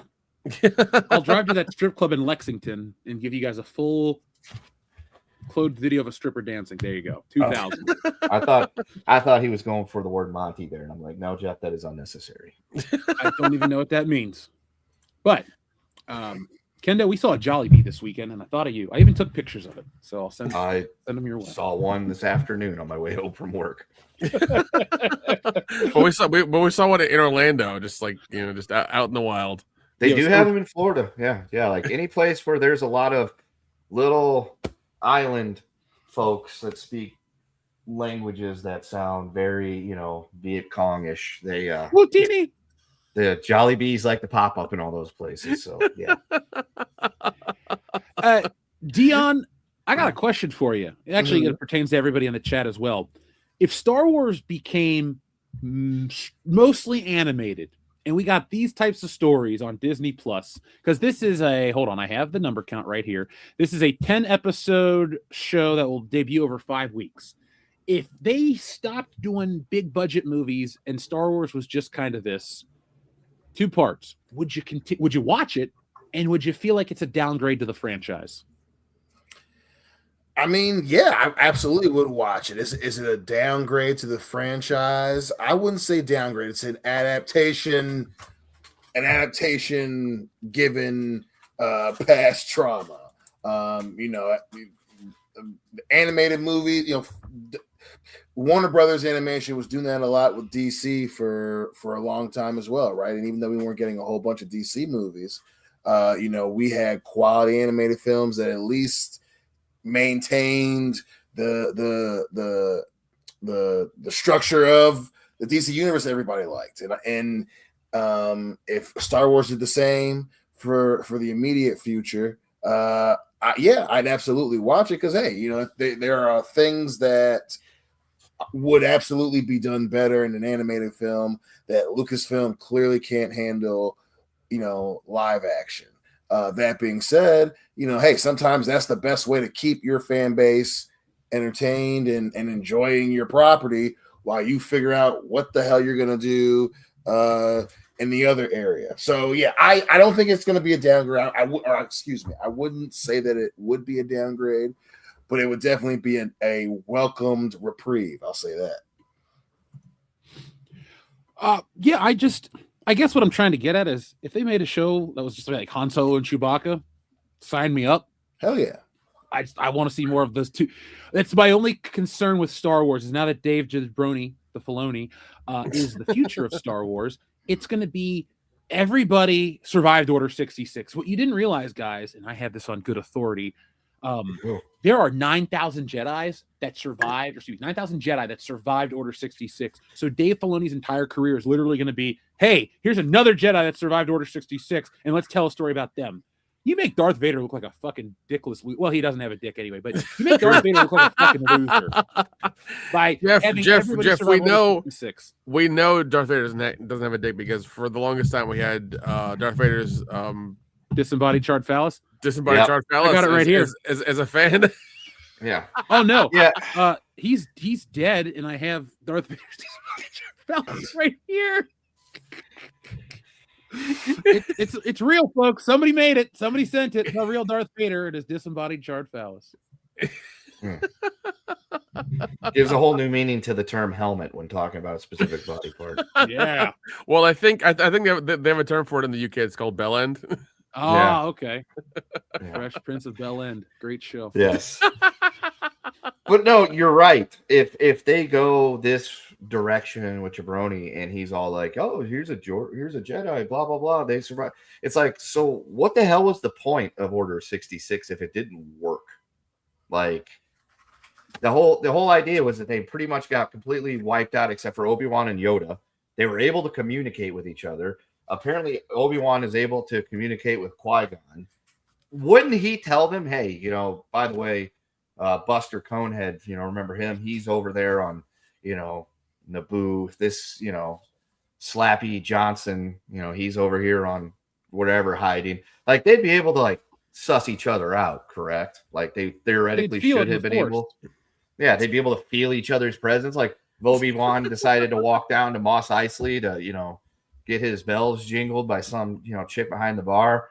And there happened to be another Jedi walking around that he knew who they were. Like they would be able to feel each other in the Force because it's established very, very well in the original movies that they can tell each other and sense each other's presence. Because as soon as Obi-Wan makes it to the Death Star, what does Darth Vader say? I sense something, a presence I've not felt since. Exactly. And what happens when Luke is on that little spaceship thing and they're trying to sneak their way onto Endor? What does Luke say? Oh, ask me that again. Sorry, I was trying to click on something for the channel. When they're flying the little spaceship thingy on Endor, I shouldn't have come. I've endangered the mission because I couldn't come because Vader senses he's there and Luke can sense Vader. So it is very established that they can tell each other like twins, apparently. So it's a thing. So they would to suddenly have all these like Jedi that survived and all this other wonderful stuff. It's like, okay, well, all right, yeah, let's thanks for completely just setting fire to that entire narrative. Yeah, because Order 66 has a little wiggle room that you can tell certain stories, but Dave Filoni's made an entire career out of it. It's Rebels, it's whatever else the Ahsoka show is, and now it's this. And gotta be fair, but it's kind of hard to be fair when it's been 12 years of shit. Like, that's not exaggeration. It's 12 years. Yeah. It's been a long time, folks. It's been over a decade of garbage from Disney. Even though Kathleen Kennedy's gone, her impact is not gone. Like, I'd say we feel her presence at Lucasfilm through everything that's in production. And then I say there's one more project where they do it in the spirit of Kathy, and they'll use that as a selling point, and people on IGN will tell you it's good, and it'll flop. So, God, maybe, you know what's going to happen? The end of the show, it's going to say a thing. It's going to have a picture of it. It's going to say, "Thank you, Kathleen, for everything you've done." We're going to get that. I will vomit blood. It's going to be so awful. Oh no, it's going to be terrible. Yeah, the animated stuff is fine. It's very it's just, I guess it's just cheap, and they're gonna try to sell as much as they can, but it's not real. We want the live action stuff, and even then, like Jeff said, 12 years of of garbage of Star Wars from Disney. They've more than burnt the bridge. They've nuked the landscape. Like, we don't want any of it anymore. Every time a new thing comes out and it's like, put a chicken and make her gay, nobody wants it. Nobody wants it, especially if it's Star Wars or they see a female lead. They know it's going to be crap now. They're not going to give it a chance. It'll die in the first 2 episodes. That's a bit dramatic. I wouldn't say that with any female lead. I think that the thing that people look out for is Star Wars, and there's something else at play. Whereas there's some other story. You have it with the Acolyte. To your point, it wasn't that it was just a bunch of chicks, chopping off dicks or whatever. The point of the Acolyte was, it was, hey, they're trying to tell this other story with Star Wars, and they're trying to cover it in Star Wars. That's what people look for, right? There's always an ulterior motive. Obviously, we obviously know that with, what's her name? The director of Hannon or whatever did. Oh, Leslie Headland? Yeah. Yep. And she's not backing down from the solo maneuver and everything. When there's always something else that's being, Trojan horse with Star Wars, and it just happened, obviously in the mid 2010s, that was the vibe they thought was going to be big. And it just happened to be, hey, let's just make her female, make her gay, dude. So I wouldn't say that the fans are smart enough to know, especially like we were saying earlier, depending on the either side fake argument thing, depending on how intense that is, that's another way to know that something's going to be bullshit. So yeah, I wouldn't say it's that dramatic, but it's definitely a nuanced fucking caution that Lucasfilm and Kathleen Kennedy has 100% earned. No, yeah, I would say it's Pavlovian at this point, because we've been conditioned to expect that every time we see it. It's like, if you bop a dog on the nose every time he does something wrong with the newspaper, you go walking in the morning, crinkling your paper, looking at the funny pages, the dog's going to start to get scared because he hears that newspaper. That's kind of where we're at with this situation. Like, we have had this happen. We've proverbially been bopped on the nose enough times with the newspaper that when we see the newspaper, i.e. whatever Nick was saying there about female leads and this and that and everything, we're conditioned to be like, oh God, here we go again. Yeah, and it's and like I'm mainly saying it, and I'm just saying it just for Star Wars, really, because when we see the Star Wars logo and then like the next thing we see is like a female lead, regardless of if it's a female lead we've seen in the Star Wars universe before or not, we know if it's coming from Disney, even if Kathleen Kennedy's not there and Filoni's there, more than likely it's going to be this this preachy story about something that is like very Star Wars-esque, but it's more of just them like shipping this stuff of like female lead, that whole thing. Which, I mean, once again, like if that's their thing and that's the thing they want to do, that's fine. But like, it hasn't worked in 12 years. And Nick, it's not just Star Wars. It didn't work for Indiana Jones 5. They tried to make Poob the main lead, and we all saw that movie. It killed Blade too. Yep. You can't. This is the thing, folks. It doesn't matter what their agenda is, who the characters are, how diverse it is, any of that shit. What really kills these things beyond that, in addition, is when you sell a show about a thing and it's not in there. Like if I told you we got the license, we're going to do a show on Hot Wheels cars, but every episode is a fucking cooking show, you would be pissed off. Yeah. That's what this is equating to. It's like every time you get something that could be cool, the rug is pulled out and it's like, oh, no. You don't want Itchy and Scratchy. You get Poochy. We're Charlie Brown with the goddamn football. Yeah, exactly. This bitch Lucy keeps holding the ball, saying that we're going to get to kick the football, and every damn time we bust our ass. Yeah, so I mean, and like it's one of those things where every time there's a new show that comes out on Disney Plus that's Star Wars-esque, in the last 2 or 3 years now, nobody watched it because they know it's like, oh, it's going to be crap. And sure enough, like you see the ratings tank in the first like 2 or 3 episodes now every time, and it's just what we've, like Kendra said, it's a Pavlovian thing now. Where every time a Star Wars show comes out, we're just like, oh, we're not going to watch it because like more than likely we've been conditioned to be like, oh, it's going to be crap, or it's not even going to be anything worth watching because it's barely in the Star Wars universe anyways. It doesn't, make a difference. And it sucks because the only thing I see that came out of this whole thing that was even remotely good was Mandalorian. And that was the first season because, it seemed like the first season was done with care and with a wonderful idea, and it was done, in a very like cinematic way that everybody was like, waiting every week for it to watch and to talk about because female character in the show we all actually liked because she was a badass, like a legit one. Yeah. This is a pro Cara Dune show. She was a good character. Yeah, and and it had a good mix of those characters. It was never overpowering for one character or another or one gender or another. It was never any of that stuff. It was done correctly. It was a good show in that very shitty time where there were all these crazy movies and shows that were all just like preachy about bullshit and none of it worked out. And the weird thing is too, Nick, to bounce off your point, that show featured the quote unquote diversity that Hollywood thinks we all want, or okay, let me rephrase that. The diversity Hollywood thinks we need, because you had your masked man and your woman and your black dude and your alien but it was Carl Weathers who everybody likes. Yeah. It breaks my heart that Carl Weathers figures are still at Ollie's. That man deserves to be in everybody's collection. He really Weathers, does. Damn it. He really does. Yeah. He died for America. It's like, yeah, you can put a black character in there for your diversity's sake, but if you pick like a well-known actor everybody likes, it's gonna work. Yeah, if you put Michael Jai White in Star Wars, we're all going to be like, that's the best character. Yeah. Because that keeps shit. Oh. Yeah. Black Dynamite the Jedi, I'm in. Black Dynamite the Jedi. Hey, Jeff, all that picture. Jeff, I want a 70s blaxploitation poster of Black Dynamite the Jedi. That's what I want. I'm writing it down. I'll get you that for Christmas. Donuts don't wear Rancor shoes.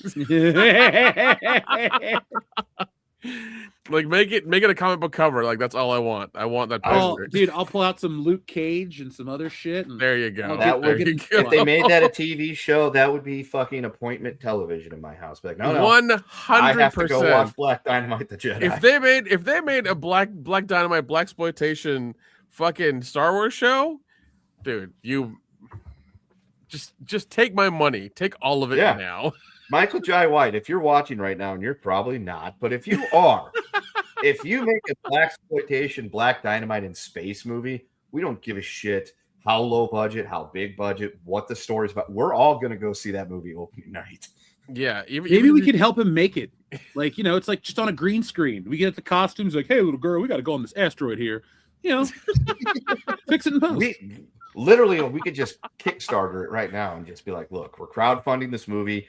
We may or may not be able to make it. It depends on if he's on board. But he seems like the type of guy that he seems like the type of guy that if word got out there that 4 dudes on a podcast started a Kickstarter to try to entice him to fund a movie about Black Dynamite in space, he might go for it.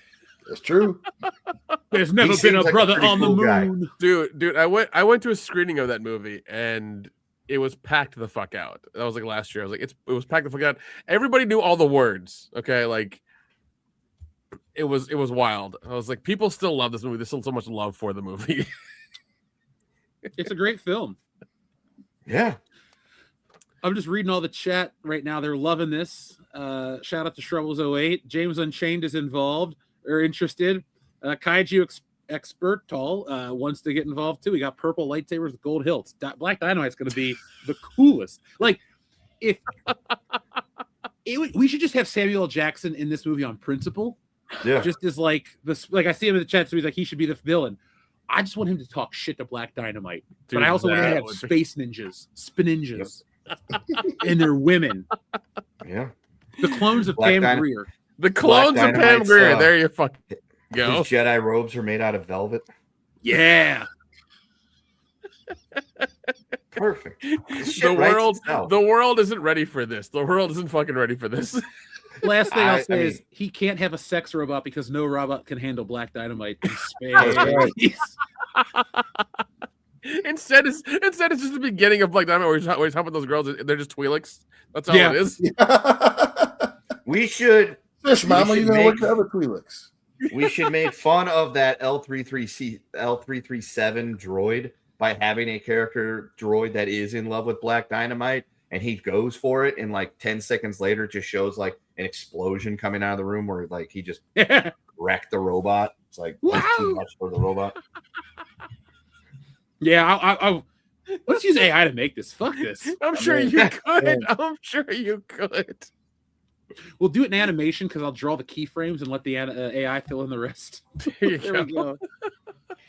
Yeah, and we could also just change the name of it. Instead of calling it Black Dynamite, we could just, African American explosive. Yeah. Like, it's not black or dynamite, okay? It just alludes to that fact. I vote for Nubians in space. Yep. Oh, yeah. Hell yeah. We could make a couple titles with that line. Nubian. Hey Nick, what's a Nubian? Yeah. I don't know, man. Oh, this is a good title, Black Solo. That's just a good name.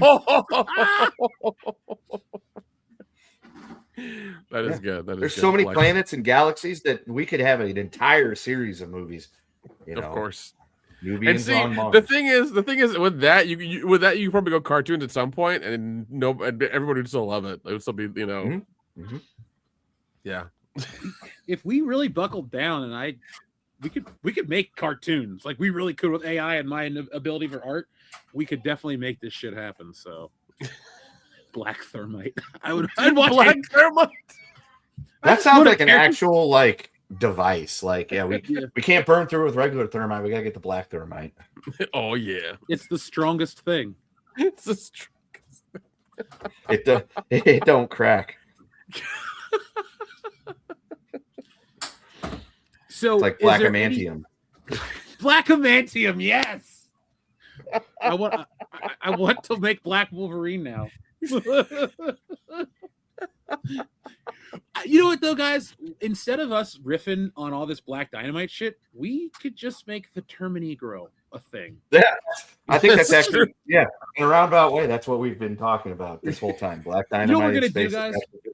When we're all together for the con after dinner, we're gonna go back to the Airbnb and we're gonna have a writing confab on Terminegro. We're just gonna figure out the first 10 issues of the story or what it is, and then 2027 will be Terminegro. It'll be a free comic first, then it'll become a print comic because I don't know if Indiegogo lets you use the word Negro. It might. They should allow you to.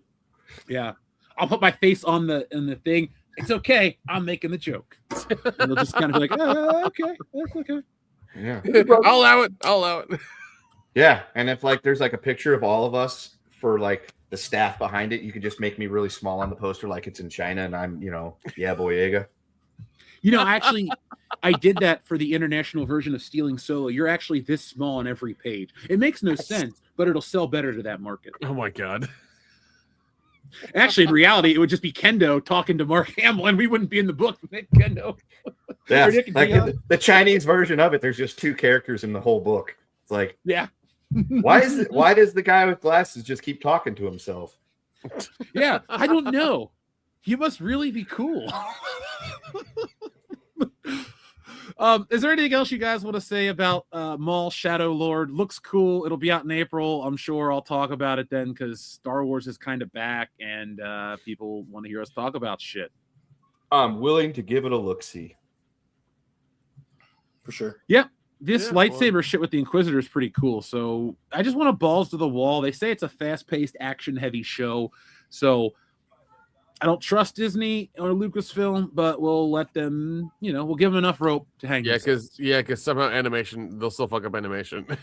Oh, they did with the Bad Batch. You thought it was going to be about a group of rogue clones who are badasses. No, it's about this little girl who's a clone of a boy, but we don't talk about her anymore because it made what the fuck? That's what that show's about. How do you... Oh, God, it's Disney. Why am I asking questions? It's Disney.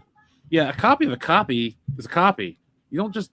When I copy a videotape, a CD doesn't just pop out of my VCR. So, when you clone a dude, Jango Fett, you're not just going to get some random chick. Like, oh, hey, this one's a girl. Well, see, that's what happened that's what happens when you use frog DNA, Jeff. That's what happens when you use frog. Yeah, life finds a way, Jeff. Yeah. Goddamn mosquitoes. It's that fucking Amber. Anyway. It's just a terrible name. Ever meet an Amber you like? I haven't. Shrubbles08, who's been a member for 35 months. That's this time 7. Thank you, Shrubbles08. I'll take a horses for Dion and a number 66, please. All right. Well, we got to go back in the archives for a good old number 66. Hey, Dion. I got the perfect number 66 for you, and you'll like it. It's in tune with today's video. Dylan! You son of a bitch. Oh my gosh! Oh, we have just seen The greatest movie of all time.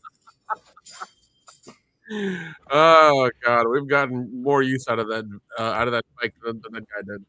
Yeah, that's true. We have benefited from his demise many times. Yeah. Oh well. Yeah. The scene before the bike is the official Dion and Kendo parlay meme.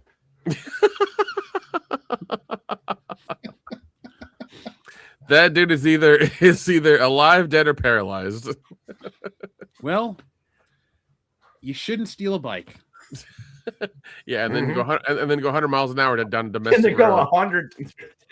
Yeah. That's the more egregious of those because now you're endangering others. Yeah. I wish everybody well that's involved. Dion. Except the guy on the bike. I apologize in advance, Dion, but we're going to give you the shortest one since it wasn't requested which one it is. So where's the shortest one? I'm counting here. Wrong!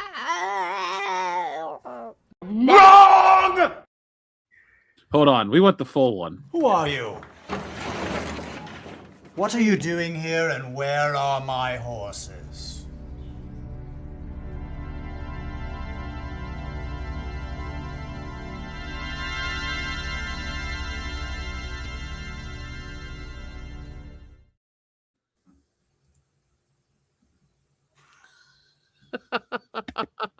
Well, it killed him. Where is our Dion?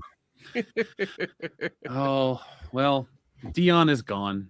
Cashed out. He's in a far better place, probably in bed. Actually, I have footage of what happened Right. to Dion. Would you guys like to see it? Sure.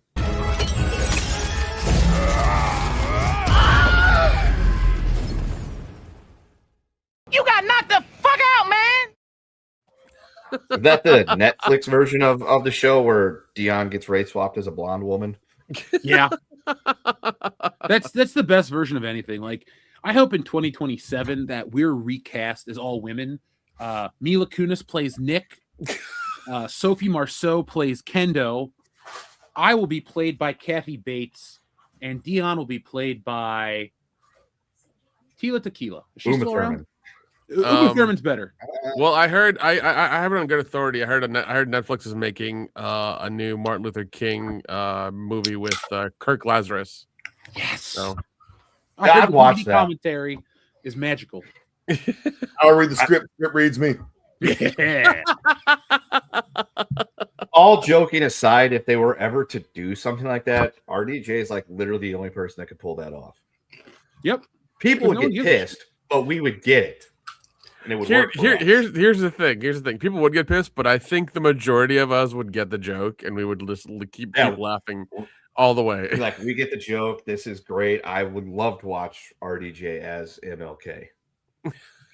I like to imagine that somewhere in the deleted scenes or unused footage from Tropic Thunder, there is Kirk Lazarus doing like famous black speeches. I would laugh my ass off to see just like Robert Downey Jr. on the side of that river, just doing like I Have a Dream or some random shit, or like reenacting like Raisin in the Sun or something. That would be hilarious. He's like so gone. Now he's in his black laureate face. You know that there's a good chance that they ad-libbed enough of that shit that has to be something. It has to be out there.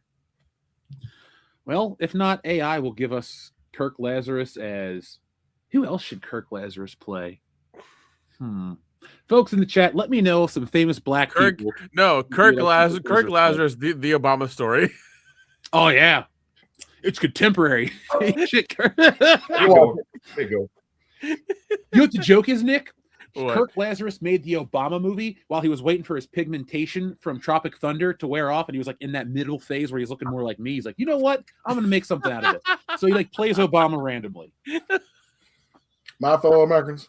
Yeah, American. I swear to God, all of his speeches were as if he was an airplane pilot. Yep. I was just waiting for takeoff every time Obama spoke. It's like, all right, man, hurry up. Let's get this shit off the ground. My fellow Americans, make sure you put up your tray tables and put your seats back up. Oh, Nick, I did something bad on the airplane. What'd you do? I stole. Oh yeah, yeah. You told me what you stole. What'd you steal? So you guys don't know this. Oh, but yeah. Never mind. I know because I saw that pic. I saw that pic. Yeah, you saw it. But the guy that looks so, folks, very, very physically resemblance to Jeff. If you fly Frontier Airlines, if you open up the program, the one that tells you like what to do in case of an emergency, the dude putting on the mask is me. Same haircut, same sideburns. I own the same green shirt. I had seen this previously, but I thought, you know what? Fuck it. If they're going to put my face on this, I'm going to steal this from this airplane. And I got back and I got a ride from my mom back to the airport. I was like, hey, Mom, do me a favor. Oh, look at this thing and tell me what you think. And she's like flipping through and she goes, is that you? So I am apparently the face of Spirit Airlines. Maybe that's why I got extra nice service. You know what? Hold on. I'll be right back. Let me show this real quick. Oh God, please. Oh God, please. Jeez, yeah, I can't believe I can't believe you brought that back. That's hilarious. That is too damn funny, dude. That's fucking hilarious. God. Only Jeff would do that. Only Jeff would do that. Very much. Yeah, because only Jeff has been drawn into this fucking thing against his own will. If it was Delta, against his will. I don't want to be in a Frontier Airlines commercial. It's Frontier. Okay, all joking aside, folks. Like, yeah, there I am. I'm in the Frontier. Oh my God, that is. You know what's messed up, Nick? What? I'm not even drawn to help the little kid. I'm the selfish guy that puts his mask on first. I mean, I guess I'm just following the rules, but yeah, there I am. There I am, Frontier Airlines. Should I get Keith to call him up and be like, yo, this guy needs a settlement? Hell yeah. Sure, why not? Sure, why not? You know, what'd be even funnier to me is if I could make a stink online and get them to like replace it across the airline, or when they do the next one, make me the face of everything in it. Like that's what I'm calling for right now. There you go. Not a greedy man. You sure you don't want like a Frontier gift card so you can fly their wonderful airlines whenever you need to fly? If it was one of those like cards that was like free flights forever, sign me up. I'll just make everything work in the personal item. Like I'll make that shit work, dude. You'd be like, Jeff, let's go here. I'm there. Free Frontier Airlines. Jim Sterling and a Mankini, thank you very much for your generosity to help us reach our goal tonight, folks. Or Jim personally, he says, Star Trek, The Search for Cream Pies. Spock's been selected to plan Kirk's birthday party, leading him on a quest to Earth's finest titty bars in search of entertainers and to assist in the festivity. I want this movie. You think Spock would accidentally pull off the greatest bachelor party in history? Or birthday party in history? Absolutely. Yeah, because he's got a great poker face. He'd do it. Mm-hmm. I think he would know the science of like how much alcohol will kill you, and he'll know when to cut you off. So you'll have like the greatest time ever, and he won't stop you. He'll just put you to sleep when you've had your fill. Oh, also too, did you know there's a whole like subgenre or culture of basically parody Star Trek memes where, and there's a ton of them too. Basically, they'll take clips from the show without audio and they'll just make it say random shit like this is horse shit or this is that. But it's the funniest thing. I spent an hour looking at them today and I put most of them in today's video, folks. So if you'd like to laugh with me, make sure you watch it. There's nothing like watching Scotty go, this is bullshit, and then shooting a Klingon out the window. No, sorry. Fuck this shit, and then shooting a Klingon out the window. That was great. That's funny. Yeah, they've come across my algorithm on my YouTube shorts. I love them. But thank you to Jim Sterling for your generosity. Appreciate that. Albatross says, no worries, bruh. Slurpo Durpo survived 4060. That's my new favorite Star Wars Cantina alien, Slurpo Durpo. Hey, there's what?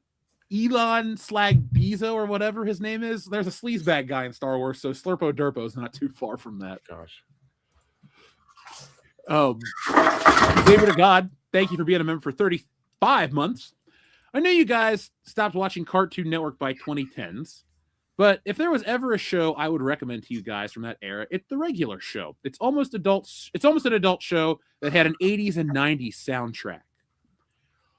Xavier to God, we didn't all stop watching it. Dion was into Adventure Time for a minute. I watched Rick and Morty for a while. Super Jail. Those are all Adult Swim shows. What was that one with Captain Knuckles? Flapjack. I watched that. That's like the last Cartoon Network show I ever watched. But anybody here watch regular show? Yeah, I would always watch because regular show used to be right after Adventure Time.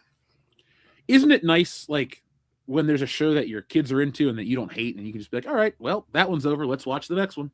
Yep. Yeah, it works out really well when there's some alignment on interests.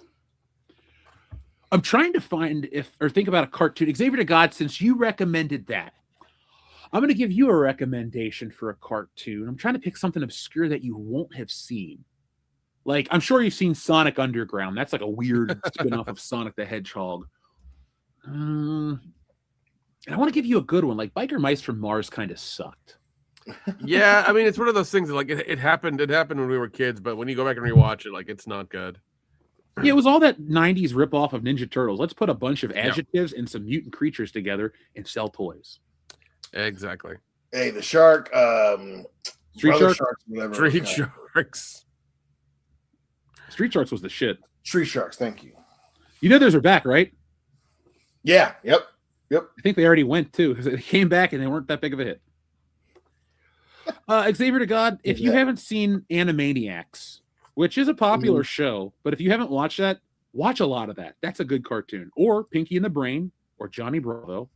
Or if you want to torture yourself, go watch Arthur. Oh, God.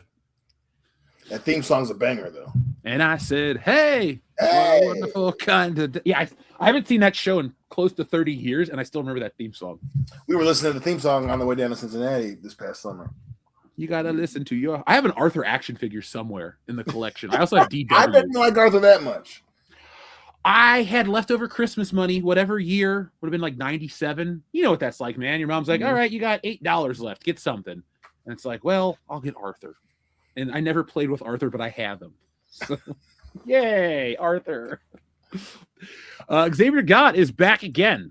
And we're going to be talking about wrestling in a little bit, man. We got some fun points to make. Fuck, Marry, Kill. Push, Berry, Fire. King, Mabel, Viscera, and Big Daddy V. Or as Nicole would call him, Big Daddy 5, Dion. That's right.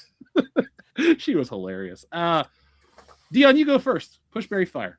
Oh, I'm pushing Viscera. I'm burying Big Daddy V, and then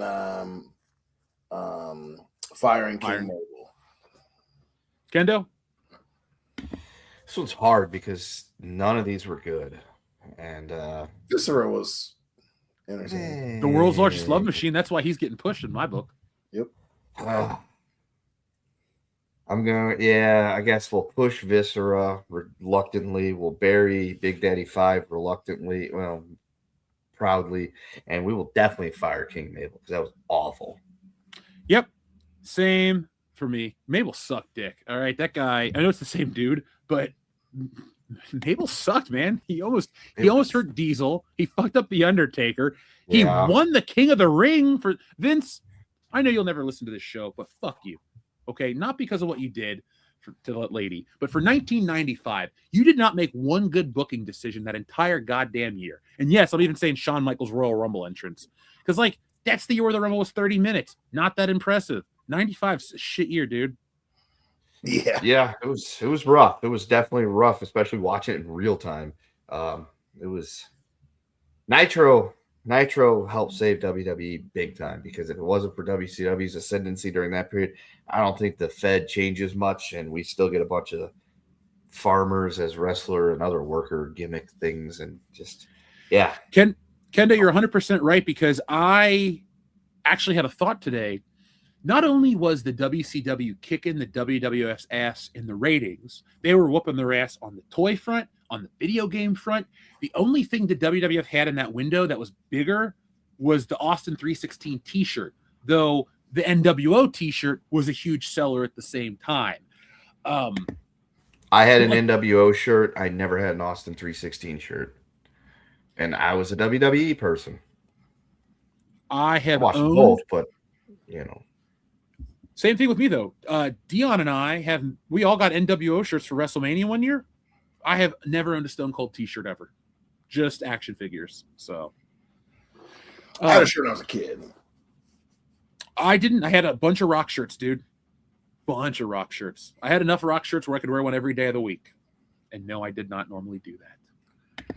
But yeah, but the video game front definitely, because the Nintendo games and like the WWE games, like they were hit and miss. Royal Rumble and Monday Night Raw were really good, but then it stagnated pretty badly.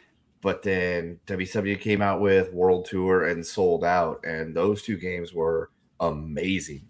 Revenge. Hours. Was it Revenge? Yeah. Hours and hours and hours I spent with Brandon on the 64 playing those games. And then WWE finally had their big hit because they just essentially either bought or stole that game engine. And that's when they made their WWE game that came out in like 2000, 2001 that everybody was like, this is the greatest wrestling game ever. It's like, yeah, it was when it was, the WCW version. Yeah, but the thing is, though, WrestleMania 2000 was a fine game, a nice improvement. But No Mercy, the one that you're talking about. That's the one. But No Mercy does have all those improvements. Like, I know this is basic. Revenge doesn't have running grapples. Every wrestler uses a running grapple. That's like not having an Irish whip. Okay. Revenge does not have entrances at all. Like, it has people walk to the ring, not a goddamn theme song in the game. Revenge is great, but I've always been Team No Mercy, man. It's a much more fleshed out experience. Plus, if you want, I'm sending our buddy ETEP. I got a folder with an emulator and a modded version of those games that have like the WrestleMania 10 roster. So if you want to play as Owen Hart in one of those games, somebody fully modded it out, and it has Owen Hart, Brett, everybody from WrestleMania 10. So if you're interested, Kendo, I'll drop. I am, because I was talking to Nick about this earlier. I shopped like a billionaire over the holidays on Temu and got an R36S, which is a handheld little emulator, like Game Boy type thing. Yeah. And it's awesome. It was only like $25. It's got tons of games on it. The only problem is that the Game Boy Advanced, the Genesis, and the 64 options are very limited. So I was going to have him, when he does venture out this way, we're going to flash a 128 gigabyte card instead of the little dinky 64 gig one I got from the great folks over in the country of China. And we're going to, I'm going to do that. So that way I can just throw all my fucking ROMs and stuff off there off Vim's layer and just turn that thing into a hell of a beast of machine, because I don't need 85 different versions of Mario and languages from around the world, but I do need some of the shit from like Game Boy Advance and Genesis. Let me know when you do acquire all those ROMs. I would like you to make me a copy, but I will hook you up with all kinds of modded ROMs that'll run on a basic N64 emulator that you can't get anywhere else except the Internet Archive, because these are free. So, yeah, I'll hook you up this weekend. Just text me tomorrow, because I'll be formatting it for ETEP, and I'll just send you the same email. Yeah, we'll do. I've been playing the shit out of some Tecmo Super Bowl. I got Barry Sanders in the 91 Lions. He has 2,500 yards through 7 games and 48 touchdowns, and then he got hurt. Oh, some bitch. Xavier God, thank you. We have another one. Pushberry Fire, Godfather, Papa Shango, Kama Mustafa. This one's easier. Yeah. Okay. Are we all pushing the Godfather? Yes. We are.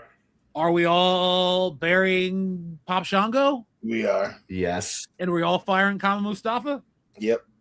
Yeah. And do we all want to hang out with the Godfather again? Because pimping ain't easy? Yes. Well, I'm going to get my first one in. Yeah. It was awesome, dude. I still tell that story. All right. Repeat offender. Thank you very much. I believe Nick can answer this question for you. He says, check out Primal. Nick has seen it and gave it pretty positive comments. I intend to go see Primal maybe this weekend. Wait, is it Primal or Primate is the one that came out? Primate's the one with the monkey. Okay, that's the one that came out that I saw. Yeah. Primal, the one Primal, the cartoon? Oh, I've watched this show. Yeah, but show Primal, with the man and the Tyrannosaurus. Yes, that show's awesome. Yeah, that one's on HBO Max. I haven't seen that. No, I haven't seen that yet. But no, I was talking. Yeah, but Primate I watched before we went to Orlando, and that one was really good. That one was that's a great movie.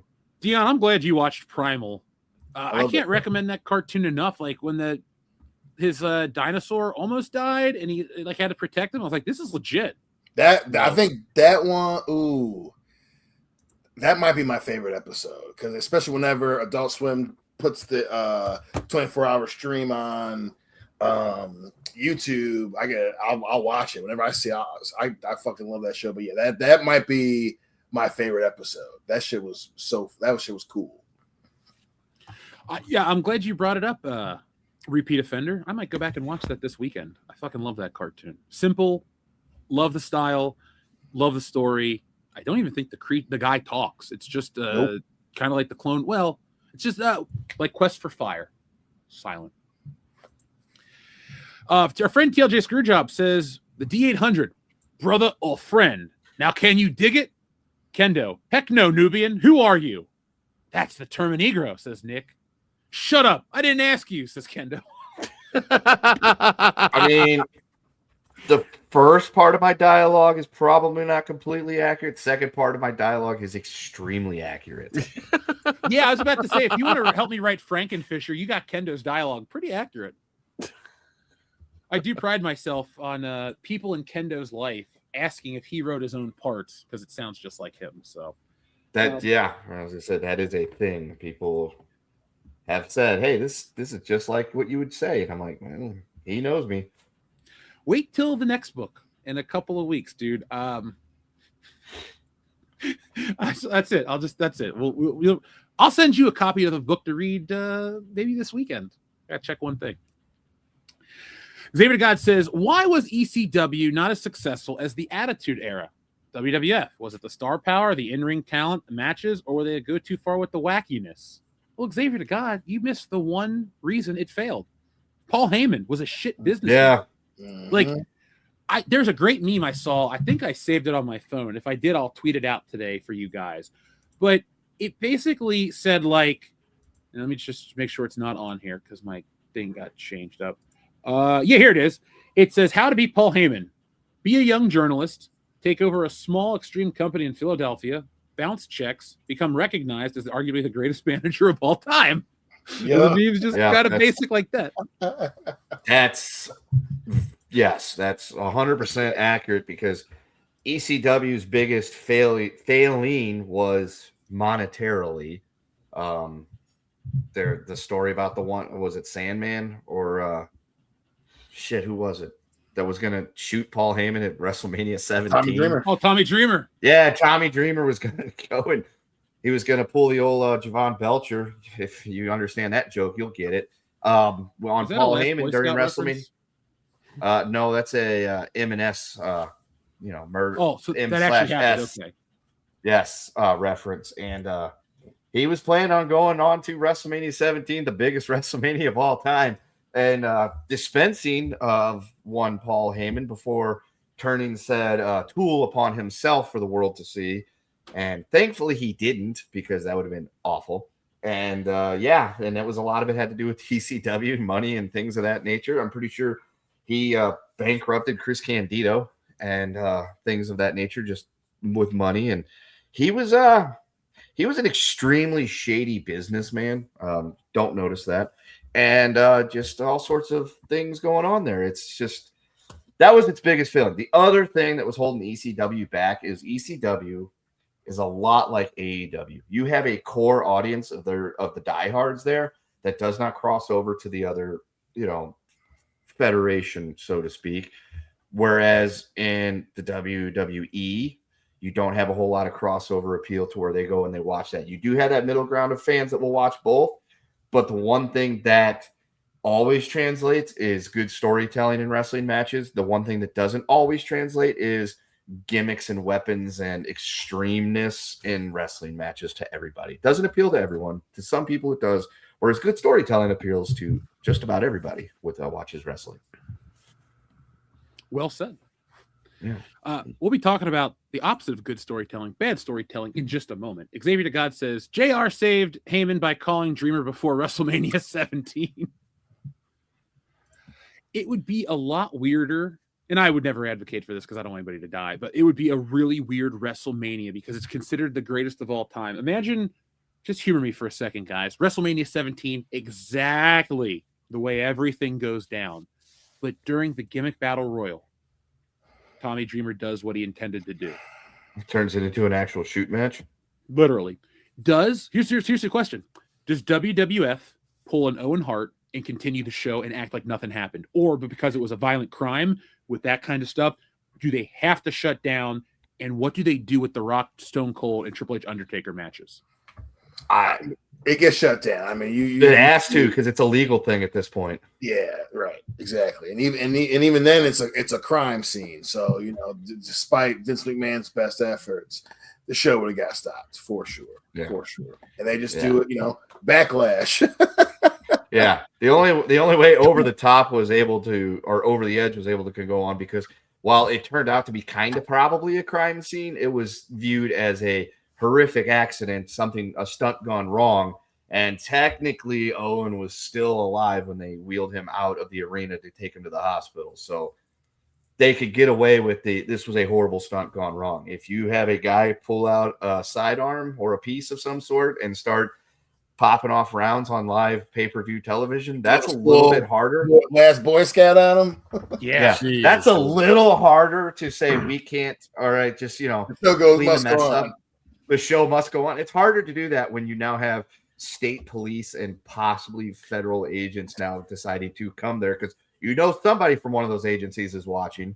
It's Texas. They're there. Yeah, but just think about the ratings. Think about the ratings and the headlines and all that stuff that's going to happen. Vince McMahon, is that you?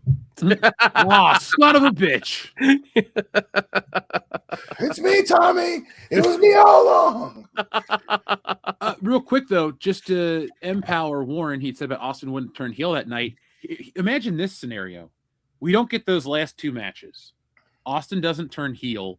Rock still goes off to make Scorpion King. Undertaker and Triple H are irrelevant, really.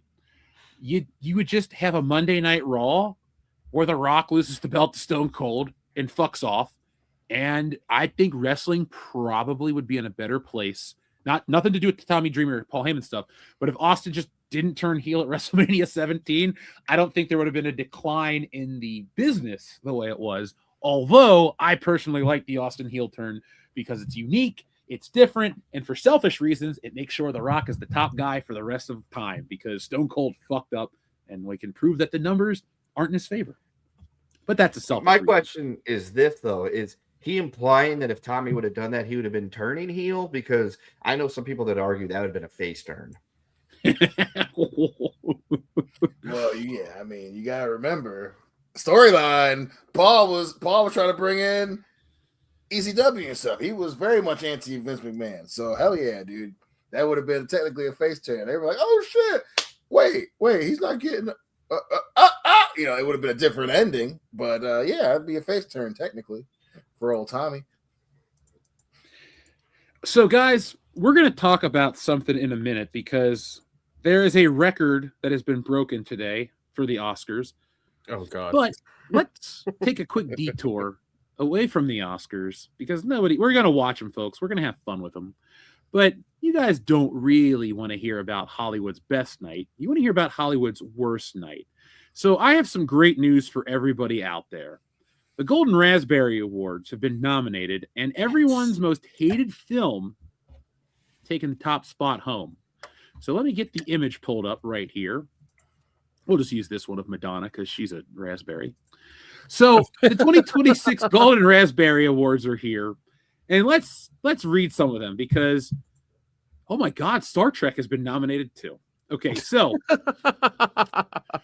here are the films that have been nominated for Worst Picture, and you know which one I want to see as number one. There's Electric State. Now, I believe that was who's in the Electric State? Is that Batista? Chris Pratt and Millie Bobby Brown. Yeah, it was them. A Netflix film is nominated. Dude, they tried so hard to bring in the people who loved Stranger Things and Chris Pratt to try to like come and watch that movie, and it felt like a broke dick version of what the fuck is that movie? The one that Spielberg did about the 80s. Ready Player Ready One? Player One? Yeah, Ready Player One. Yeah, it felt like that. I'm just like, yeah, it felt like that, and it didn't. I don't know. It was all right. It was all right. So up next is Hurry Up Tomorrow, which I don't even remember that movie. Then there's Snow White from Disney. Jeez.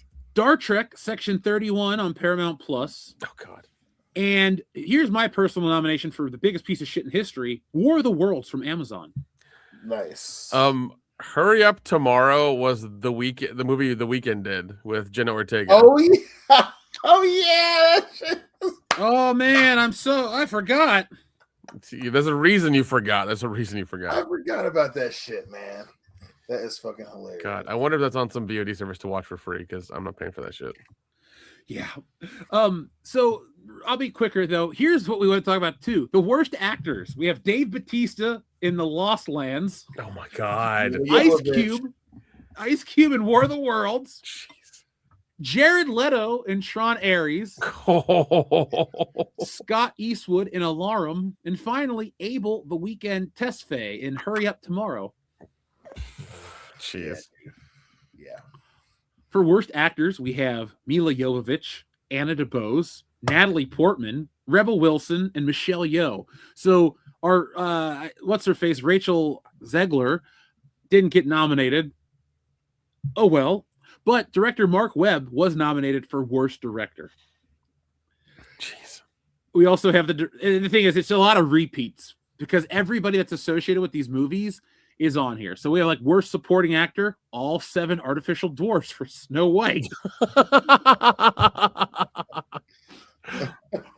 Sylvester Stallone in Alarum. What the hell is Alarum? Has anybody watched it? No. I keep hearing the name. I still don't know what that shit's about. It's an American crime thriller directed by Michael Polish, starring Scott Eastwood, Sylvester Stallone, Willa Fitzgerald, Mike Coulter, and Isis Valverde. Yeah, it made a box office of $245,000. Jeez. Dude. And the film was awarded a $5 million credit from the Ohio Motion Picture Tax Credit Program. So this movie didn't lose a dime. Because my state paid for this movie. Oh my God! Well, there's Scott Eastwood, Sylvester Stallone, Mike Coulter. Yeah, I'm looking at it right now. It's 2 rogue spies go off the grid, marry, and come under attack at their remote cabin hideaway by various intel agencies seeking a stolen hard drive. Like, if you look at the poster and the way it is, it's very like generic, straight to DVD kind of movie. Yeah, I can't believe it got a release date. I didn't even remember this movie. But it sounds like it's accurately rated on Rotten Tomatoes. With 22 critics reviews, it has a score of 0. Yeah, even on IMDb, it's like 3.3 out of 10. Let's see. Anything else from the Razzies I wanted to share? Sorry, I got all these tabs opening for movies I don't even know about yet. Let's see. The worst remake or spinoff. We have Five Nights at Freddy's 2. I Know What You Did Last Summer. Smurfs, Snow White, and War of the Worlds. And everything else is pretty much the same thing. We have listed every movie that's on here. But just for the record, we have 6 awards for Snow White, 6 awards for War of the Worlds, 5 awards for Hurry Up Tomorrow and Star Trek 31, 3 awards for Alarum, Bride Hard, and the Electric State, and 2 for Gunslingers, In the Lost Lands, and Smurfs. Yeah, in the Lost Lands, that's Batista and Jovovich's movie man. That nobody went to go see. Dude, speaking of nobody went to go see it, Bride Hard. I didn't even think about this movie. It brought in $1.9 million. That's it. What movie? Bride Hard with Rebel Wilson. Oh, okay, yeah. I completely forgot about that damn movie. Colleen Camp's in it, Nick. We just watched her in Clue. We did. Yeah, I kind of remembered like the trailer for Bride Hard at some of the beginning of the movies, and I'm just like, okay, and then like it just never came out. I was like, all right, no problem, don't care. Yeah, I thought that didn't come out either. It came out, Nick. It came out on June 20th of 2025. Oh my God. And not a fuck was given. And Not no one even realized it. Yeah, and not a fuck was given. If no one's around to hear the tree fall, you know what I'm saying? I do, You're actually. right. So, oh man. The flip side of the Golden Raspberries is the Academy Awards. And, well, Sinners breaks the all-time record nomination with 16 nods. You guys surprised that Sinners is going to probably sweep the Oscars? No, I mean, because of the new rules. Yeah. Yeah, because of the new rules that went in place in 2024, 2023. Yeah, but the fact that they're how many nominations did Titanic get? Because I know that James Cameron, that was the highest one. 12, I think. No. According to the article, the achievement eclipses the 14 nominations received by All About Eve and Titanic and La La Land. Okay. Okay. So and the record for the most wins is shared by 3 films as well. Ben-Hur, Titanic, and Lord of the Rings: Return of the King all have 11 Oscars each. Yeah, I think this is probably going to get 8. I don't, depending on Best Actor, I don't think Michael B. Jordan will not get that award. He didn't get Best Actor. Oh, he didn't get nominated. Yeah, it's like Best Director, I think, Best Picture. Yeah, he did. He's Best Actor. He did. Damn. Yeah. Right. Right here for the best actors, we got Michael B. Jordan, Timothée Chalamet, Leonardo DiCaprio, Wagner Moura, and Ethan Hawke. Holy shit! Yeah. For what? Hey, I was gonna make this joke earlier, but it's a meme already. The one guy that didn't get his Oscar nomination was The Rock. So let's all hang our heads. Saw that too, man. What would he get it for? He didn't do anything of significance. Yeah, the Smashing Machine. Yeah. God. I hope Michael B. Jordan wins just so we can see how far Wallace has come from being shot in the projects of Baltimore to winning the Academy Award. Long time for that little Negro with dreads, cornrows. Yep. Oh, Wallace. And next time I watch that, and they're like, "What happened to Wallace? Come on, String. What happened to Wallace back? He just won an Academy Award, man. Get them to times, D." Did you see that Frankenstein was nominated? For what? Best Picture. Ooh, that's not gonna win Best Picture. It's gonna be Sinners. It's gonna be Sinners. I hope not. I want F1 to win. Same F1. I've watched F1 like 4 times since it's been out. Like I love that movie. Awesome. Yeah, Frankenstein I've watched twice. I really did like that from the Netflix one that Del Toro did. That was really well done. We're getting another one with what's his name? Oh God. We're getting another one called The Bride, where it's the Bride of Frankenstein's. We're getting that one. Yeah, that one looks weird as hell though. It does, because you're basically saying Frankenstein and the Bride are like Bonnie and Clyde, and they're doing that whole thing. It's very strange. Yeah. It's very strange. Can we stop romanticizing like inanimate objects full of? They're just basically meat puppets, and they really don't know what they're doing.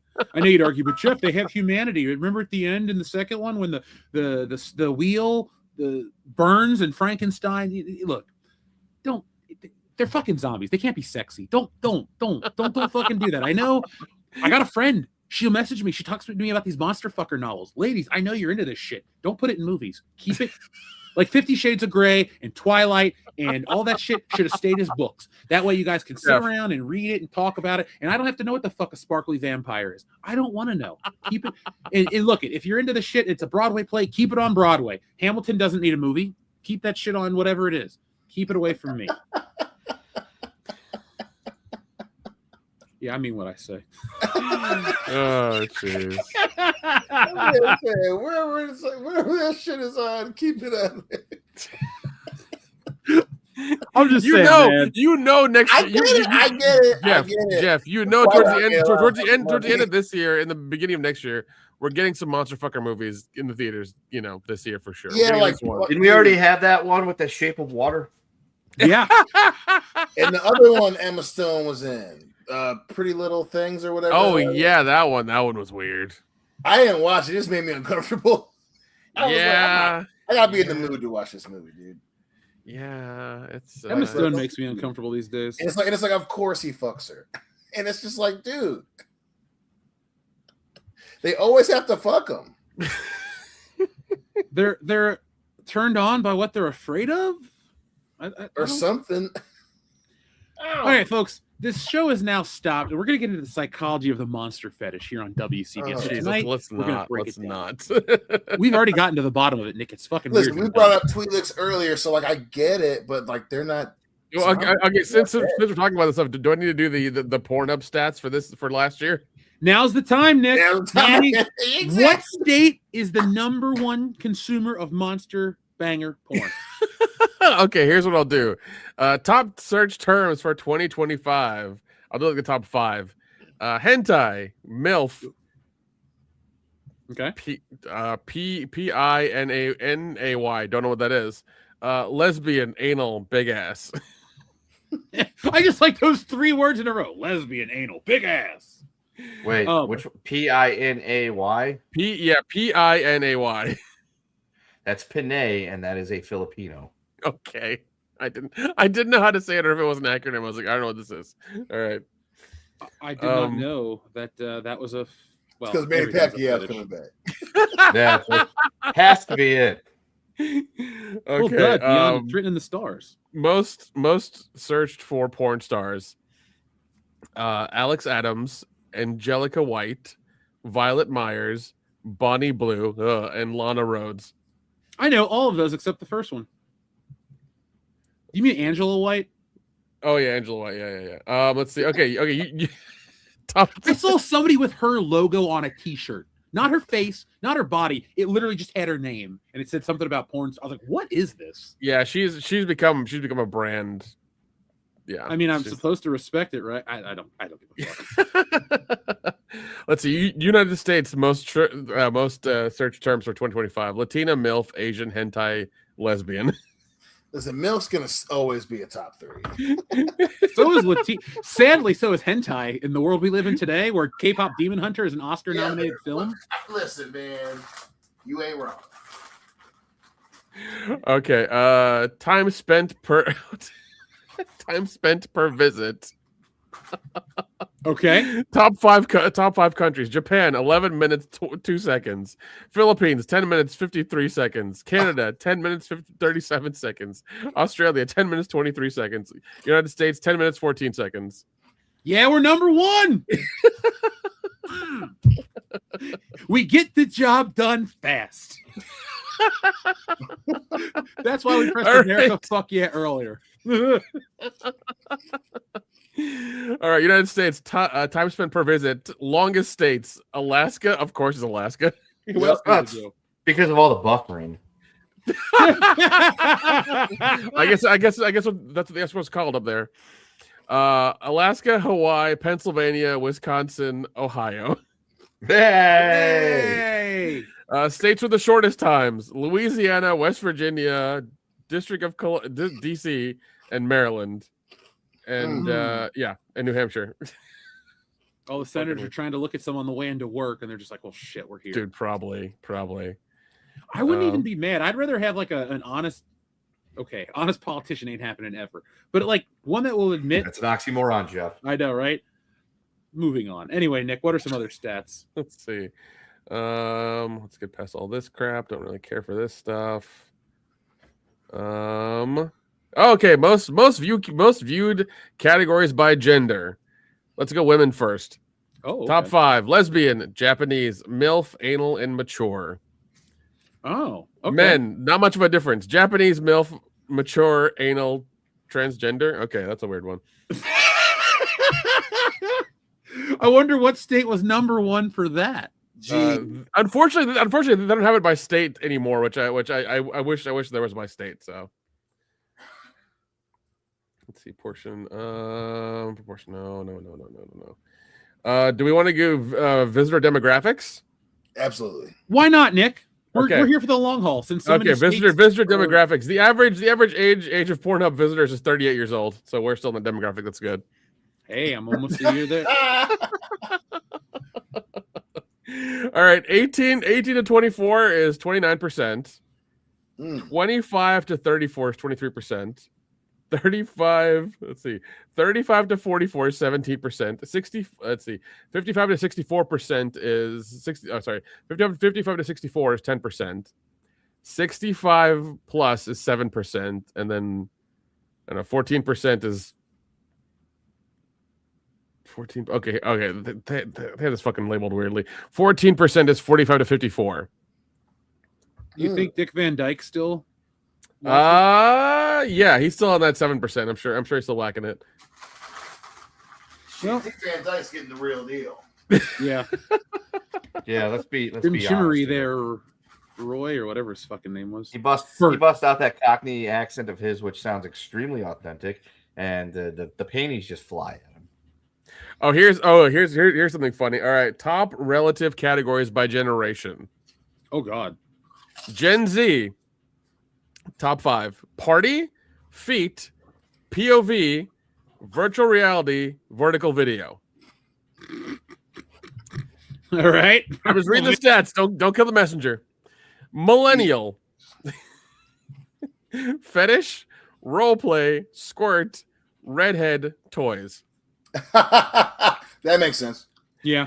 All right, Gen Z, fisting, bukkake, blonde, vintage, double penetration. All right, Gen X has got it. Never mind. Keep going, Nick. Boomers. Here we go. This is what I want to hear. Babe, casting, mature, interracial. Boomers still keep generations taboo. That tracks. Indeed, it does. Kendall. Okay. Traffic by device. 87% phone. Yep. Yeah. Desktop is only 11%. You only need one hand to hold your phone. Yeah, that's right. That's true. I gotta do it. You can put it as close to your face as you want. There you go. And tablet is 2%. Let's see here. Traffic by phone, desktop, and tablet per country. No, that's doesn't end up that. Do we need operating system? Do we want that information? 99%. Wait, hold on. 78% Android, and then the rest is Linux. You're close. It's 67% Android, 33%. 67. Get the fuck out of here. 33% iPhone, and then 2% the other, like Firefox. Now I have a question. Can we see what kind of porn iPhone users look at? Because I feel it's really pretentious. I think they might have that here, in all honesty. Yes. They always do taboo stuff. They want like Zoe Deschanel AI generated images. That's your hentai users. Oh god. Yeah. Remember, folks, we don't kink shame on this channel. Oh no, here's a fun one. Traffic by game console. Oh my god, yes! Oh boy. All right, on top. Okay, we go. Okay, PlayStation 4, 32%. Tracks. PlayStation 5, 66%. Yep. Xbox 2%. Man, Xbox can't win at anything, including porn. There's no, You and spend there's all that money on a PlayStation 5 just to watch porn. there's a stark difference. It says change in console traffic share from 2024 2025. Negative 69% to Xbox. All right, good number. That is so funny. So, are people watching it on their PlayStation VR headset? Dude, hey, I don't know. They might. Okay, here we go. Most searched movies and characters. Top 5: Star Wars, Spider-Man, Game of Thrones, Harley Quinn, Harry Potter. Whoa! What a switch! I I didn't know. realize Harry Potter was still relevant. Switch is not one of the categories, Jeff. Stay on standpoint. Stay on target. Here we go. Most searched for video games. All right, listen. Genshin Impact. I guess okay. I can say it. Oh, yeah. Fortnite, Minecraft, Overwatch, and Pokemon. Overwatch, I can understand Overwatch. Wait, what was How it? can you What get was into the- what was the Minecraft? last It's one you just a said? The last one is Pokemon. Yeah. Oh, see, God. Gotta catch come on, them all. dude. Bust a nut. That's just wrong. That's It just is not weird. okay. Yeah, I try not to judge, but that's fucking weird. Look, I will Get the kink shame. Pokemon. I'm gonna judge and kink shame that one. All right, If Pokemon is something that is gone from being your fun little game to now you have to watch this to get your rock. That's just I'm done here. I can't. I'm done. Because we all know it ain't all the Nurse Jennies. Yeah. That's like right. Flareon and shit. Yeah, Oh, Evie. So Yeah. I love my All right. Snorlax. All right, They most speak English. They just say their names over and over. It's not consent or denial. Exactly. Oh jeez. Or identification. Oh. All right, most searched video game characters: Tifa, Final Fantasy, Lara Croft, Mm-hmm. Chun-Li, Yeah. Makes sense. Diva for Overwatch, and then Yeah. What's Ada- her name? Oh.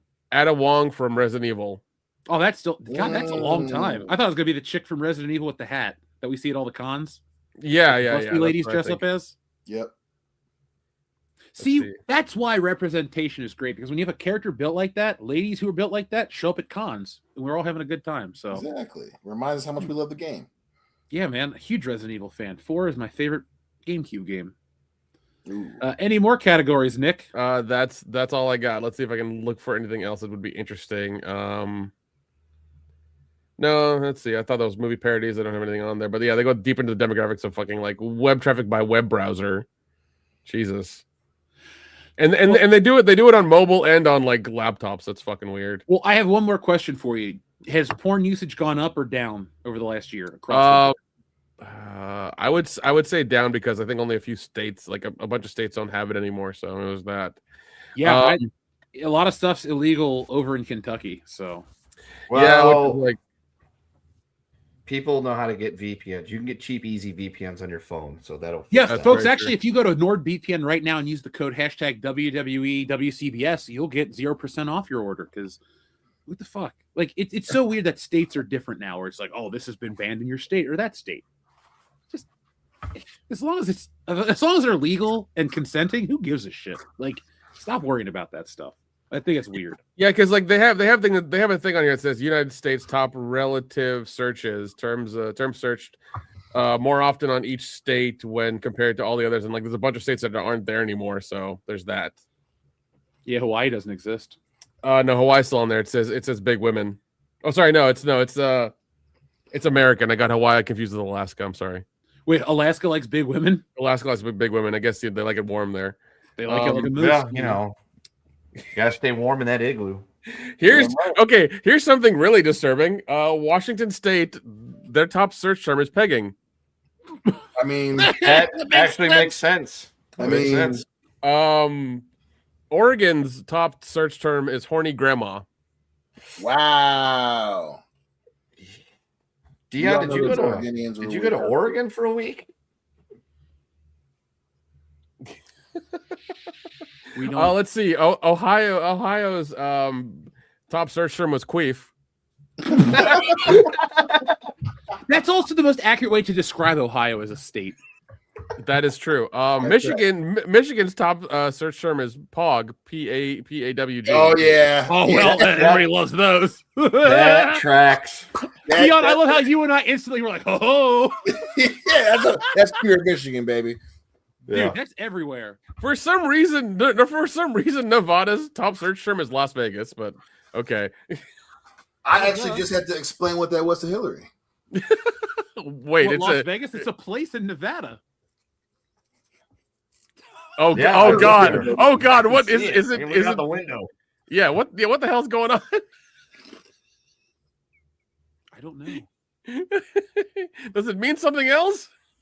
No, Do I need to wear a hazmat suit? What does it mean? no, it's what we all know it is. But Okay. she didn't know what it was. She was like, "What's a pog?" Oh, I thought you said what's Oh, Pog. Okay. Yeah. I thought you were saying you had to explain what's Las Vegas. I was like, really? Yep, that's what I was worried about too. I'm like, haven't you guys been there together? Yeah. California's search term is Latina amateur.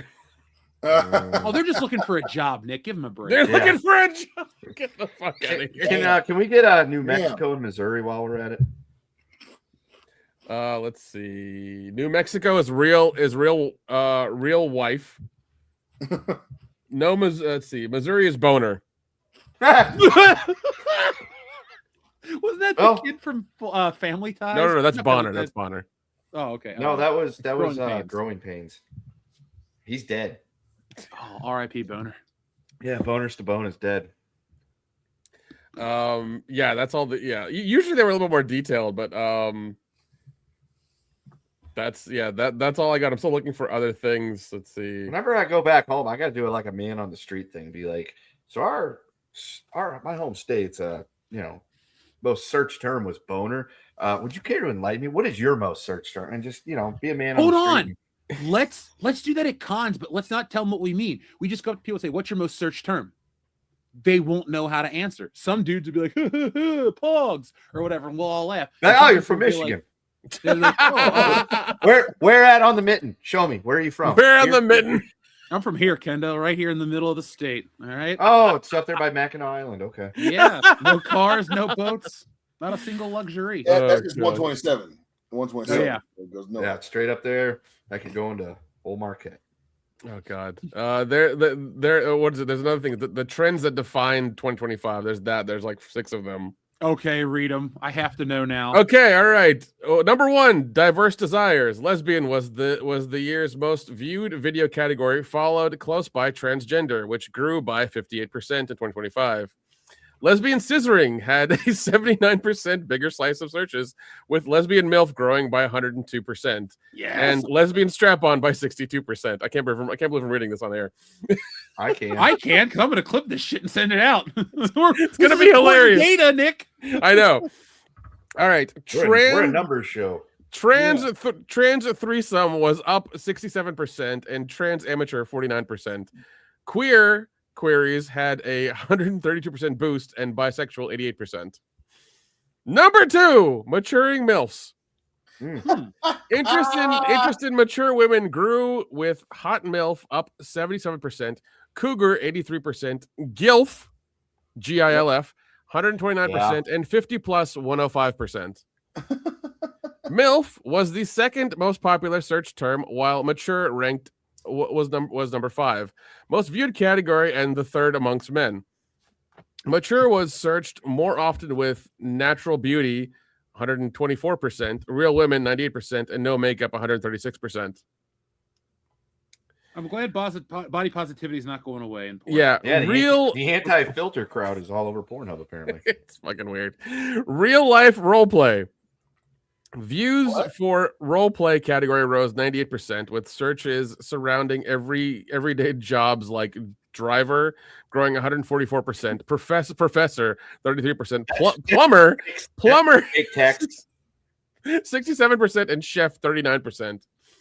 Favorite role play locations include office sex up 62%, hospital 18%, restaurant 55%, and store 136%. Damn. Positions such as boss grew 175% and employee 183%. Uniformed roles like cop grew 54% and soldier 41%. You think with the hating of ICE that would go down, but I guess not. Maybe their hate, Yeah, I know. Exactly. Yeah. It's like the boomer thing with the interracial. It tracks. I love that so weird, much. But hey. I love that so much. All right, cheating in affairs, number 4. Cheating searches grew 94%, with cheating wife up 61%. Caught cheating 53%, and sneaky cheating 148%. Marital sharing soared, with cuckold up 73%, hot wife 101%, swingers 68%, and wife swap 39%. Ew. Oh my God. The Coldplay concert scandal contributed to a 210% increase in office affair searches, and 388% for CEO. All right. Dear God. Hey, you know what we should do? Boys. We should bet on what would be the big search terms next year. Like when we're in person, we should all figure out what they're going to be and make a list. Listen, Kendall, I want you to help us track that. I'm sure it's on Poly Market or whatever people are tracking these days. Hold on. Let's put a couple bucks in. I got like a quarter somewhere, right? No, actually, I don't. All right. Number 5, femboy fixation. Femboy joined the world's top 10 search terms and was first among Pornhub gay visitors. Ugh. Top gaining terms include cute femboy 79%, sexy femboy 93%, and femboy hentai 64%. Oh Jesus! All right, no more hentai or femboy talk. Okay, that's the last of it. That's the last of it. Tentacles. Yeah, that's the last of it. The part 6 is safe for work. Visitors searched for safe for work. Visitors searched for 114% more safe for work content, including safe for work ASMR 56%, tease SFW 43%, and SFW dance 72%. Why are you getting off at work? I don't know, Dion. Why are you getting off at work? Hey, all I'm saying is, hey, man. The fan, the Just scenario. keep it in your pants till you get home. Top gaining video categories include podcast up 327%, gaming. All right, we're going to the hub again. 283%, and music 62%. Those are the stats. Interesting. You know what, Nick? Next time I'm going to take those stats and I'm going to do them like a news report, like the weather, or like, hold on, I got a great idea for a short. Send me that link. I'm going to read it, and I'm just going to put stock graphs and photos about how the porn consumption of 2025. We'll get 1 million fucking views. But this is because like Pornable always do the year in review, and like I love reading it because it's like just ridiculous shit that you learn about people. But yeah, that's it. That's all I got. That's quite a bit to have, Nick. That's all I got. You have changed people's life through statistics. Wait, we should call them sextistics. There we go. That's how Pornhub should do it. There you go, Wynorski. Sextistics. We can get Jim on this channel. It's not a big deal. Dude, he's fucking hilarious. Xavier to God has a question before we get into a wrestling segment. Fuck, marry, kill. Oh, yeah. Oh, hell yeah. And what? Or sorry, yeah. So what are we doing for our 3 fuck, marry, kills? I'm not gonna rate on the wrestler. I'm gonna do it on the phrase. Macho Man wins. Yes. Stone Cold is in second, and then I love LA Knight more than and then LA Knight's third. Sorry, that's it. Yeah, that's the bottom line. Yeah, I can live with that. Yeah, 100% right there. Yeah, I can't disrespect good old Stone Cold Steve Austin like that. But us, the wrestling fan, can and have been disrespected for quite some time. Now, I have some statistics that you guys might find interesting because they have just released the view counts for 2025 in terms of WWE. And I'm kind of shocked because Nick, Kendo, Dion, just say it out loud. What do you think the #1 show of the year is from the WWE? WrestleMania. Wrong. It wasn't WrestleMania this year. So here are the numbers for the WWE's highest PLE numbers based on Netflix. #1 is the Royal Rumble with 3.2 million views. Damn. Well, I mean, anyone can win the Royal Rumble, but they can't. Next, it's Elimination Chamber with 2 million.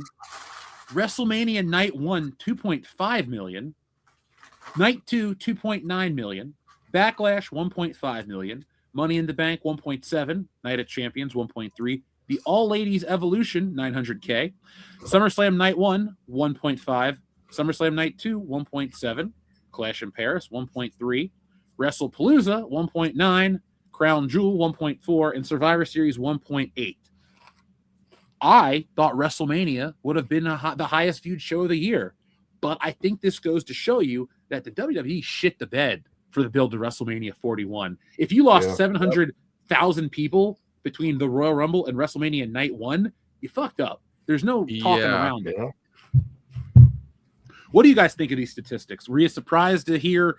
Because this is the thing I like about Netflix. Netflix will release their data. WWE is always vague unless it's like something they can sell to their stockholders. But this is just straight up like, this is who watched it. This is, what was popular. And all I'll say is I'm surprised WrestlePalooza did so well for being. That's exactly my first thing, too. I was surprised it did 1.9 because the rumor was that ESPN was not happy with the numbers. Well, remember, Dion, these numbers are only for Netflix. So this 1.9 million is the global viewing, not in America. Well, and also one thing you have to take into account with this, with those stats that Netflix gives you, it's not a the way I'm sure the way they track views is like somebody may have watched for like 10 seconds or 30 seconds and they count it as a view. Oh yeah. That's not saying that somebody watched the entire thing. It's like the way views are counted on YouTube. It's like, somebody watches for 10 seconds on YouTube, it counts as a view kind of thing. So, take these numbers with, that kind of grain of salt. Absolutely. And I'm interested to see how the global market consumes wrestling now that WWE is pushing itself into a more worldwide event. With WrestleMania going to be in Saudi next year, the Rumble is in a week. They haven't even mentioned it once on Raw. Oh yeah. We talked about this when we were in Orlando. Yeah, you showed me the stadium that's supposed to be built in like 3 weeks, and like they may not get it done. Dude, that show is next Saturday. Next Saturday. Yeah. I would say it's the 31st. It's next Saturday. And I don't know about you guys. I don't have an arena that's going to host a show. But if I'm a big multi-billion-dollar company, I kind of hope that the facility's ready by now. Because, you need a couple days to build the Titantron and do look this. Past that when they give you enough money. That is true. If somebody gave me $10 billion, as long as you're not hurting me physically or my mom, I'll, come into my house and take this $5 billion. I don't even care anymore. I'll buy 10 of them again. So I'm with you, man. WWE's all about fucking money. They don't care about the fans. They don't care about the experience. Yep. They don't care if their shows are even worthwhile. No, they don't. Once they started making all these deals and stuff right before Vince left, they just don't care anymore. Well, the rights management is good for their money, but bad for us. And Kendo, I wanted to ask you if you noticed this. Our old pal Brucey is back doing the podcast with Conrad, but it's even more WWE propaganda than ever before. It's like WWE is using him to just quell all internet discussions about anything, and Bruce Pritchard is becoming like the moral authority on the internet wrestling, and it's kind of funny. I did not notice that because I haven't kept up with any of the concasts in a while. I have been able to get back into the Cornet podcast by watching the clips on YouTube and here and there when I've had a few minutes. It doesn't surprise me that old Brucey boy is out there again and doing exactly, because that was like the evolution of his podcast. It was great because he was giving you all this behind the scenes bullshit that was going on with wrestling, and he was telling it like it was, at least that's what we thought. And then he got his job back at WWE, and we both were like, this is probably going to be bad for the show. And it was. And to hear that he's come back again as essentially, what was that Iraqi or Baghdad Bob guy from American troops in Iraq, or there's no American troops here. They were marching in the background. Yeah, it doesn't surprise me that they would send Pritchard out there to be their minister of propaganda. I can believe that 100%. And Conrad's going to go along with it because he used to combat that stuff, and now he knows what side of his bread is buttered on. So of course he's going to go with that because he can't ride the Ric Flair train much longer. Although apparently Flair wants to wrestle again. Well, the Ric Flair train's going to derail if that happens. Yeah. So yeah, that's not surprising at all that he became the spokesman for all that is well in WWE. That's probably what they told him. They're like, look, we don't want to keep you around here anymore, but we'll continue to pay you if you go and do this. I used to love Bruce and Conrad, but I listened to the Rumble episode and I turned it off. I was like, between 55 commercials in their video, not from YouTube, as well as the commercials from YouTube, and then Bruce Pritchard saying dumb shit like Jim Johnston is the worst composer. Like, I get it. You're looking for clicks, but he's given hot takes based on misinformation, and Conrad doesn't correct them. And the show just isn't what it used to be. It was cool, Kendo, when we used to get those ads about trains are the greatest danger in the world and all that shit. And yes. Bruce and Conrad would be cracking up, and you'd be cracking up with them. I just want that kind of fun. The only kind of fun I get from any kind of wrestling podcasting. Actually, I don't get any fun. I listen to Steven Richards bitch, and it's kind of entertaining. But other than that, am I wrong though? Like, does he not complain about shit, but he's mildly entertaining the whole time? Yep, you're not wrong at all. Yeah, 100%. Maven's even interesting to listen to. Like, I will listen to Maven talk. Like, oh yeah. I enjoy Maven's podcast. I've seen Maven pop up a few times. There was one the other day. It was, I didn't even realize it was Maven at first. It was just in my feed. It said I went out and bought every Maven action figure. I'm like, man, that's a real fan. And then I was scrolling past and I saw it was Maven's channel. I was like, never mind, that makes sense. That's why Maven went out and got all the Maven figures. Yeah, I'd like to interview Maven one day. I'd ask him something. We hope so. That's usually how an interview goes. Yeah, I'd be like, Maven, tell us about your Survivor Series 2004 match. I was there. I know all about it. Shut up. No, all joking aside, though, I saw these numbers, and it kind of coincides with my distaste for pro wrestling. Because I know, Dion, it's exciting. Like when we'll text, you're like, oh, the kids are watching it, and Hillary's getting into it. And I love that. I want to like be a part of that with you guys. But here, I haven't watched Raw since I've been like, I don't think I've watched a full Raw this year. I watched a couple of minutes of one. I don't miss it, man. Like, I know it's going to be CM Punk, how good does it feel to be alive on a Monday night in insert city as you rip off The Rock's catchphrase that you hate the guy. Or I get to watch WWE Unreal where LA Knight gets bitched out by Triple H and Lyra Valkyria cries. Or here's the shit kicker for me, man. I don't care if you don't have 10 matches in a show. I think you need 6. But if you have a 3-hour show, I don't want to watch commercials and video packages constantly. Like, that's where wrestling loses me. It's just constant video packages and commercials. And until they put a little more wrestling on the show, fuck that. Our friend Darian217 has a button request and a question, and topical for us. So, guys, we're going back in time again to the year 2020 for our favorite button. Guess what, motherfucker? 1, reports of my demise were greatly exaggerated. 2, you should read the top search sex terms in a video as Buffalo Jeff voice. Oh, man, where's he at? I'm hearing him somewhere. Dion, hey there. Let's talk about your favorite MILFs. Betty White is mine. That voice can make any you just broke Dion because he's like, look at his face. Is like, I don't know what to do. It was perfect timing because DC trying to pull some shit out of it. I'm gonna pretend like I don't hear that shit. Send that boy to bed. It's 11:19. School got canceled because of this blizzard. Oh, then tell that kid to have a good night. Man, is it? Well, I'm sure it's snowing where you are. Oh yeah, it's supposed to snow almost a foot here on Saturday.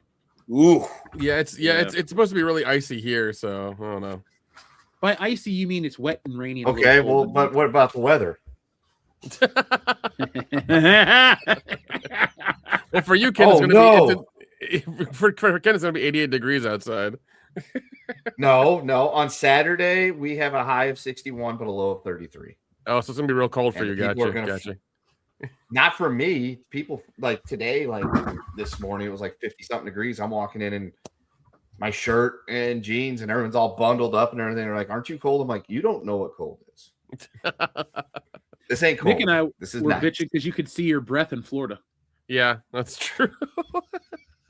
that is rough. When that's a mood affector right there. Dion, you're allowed to complain about the weather if you travel someplace that's supposed to be nice and warm and it's not. That is acceptable. But yeah, trying to cry foul about it being 50 degrees, it's like, nah.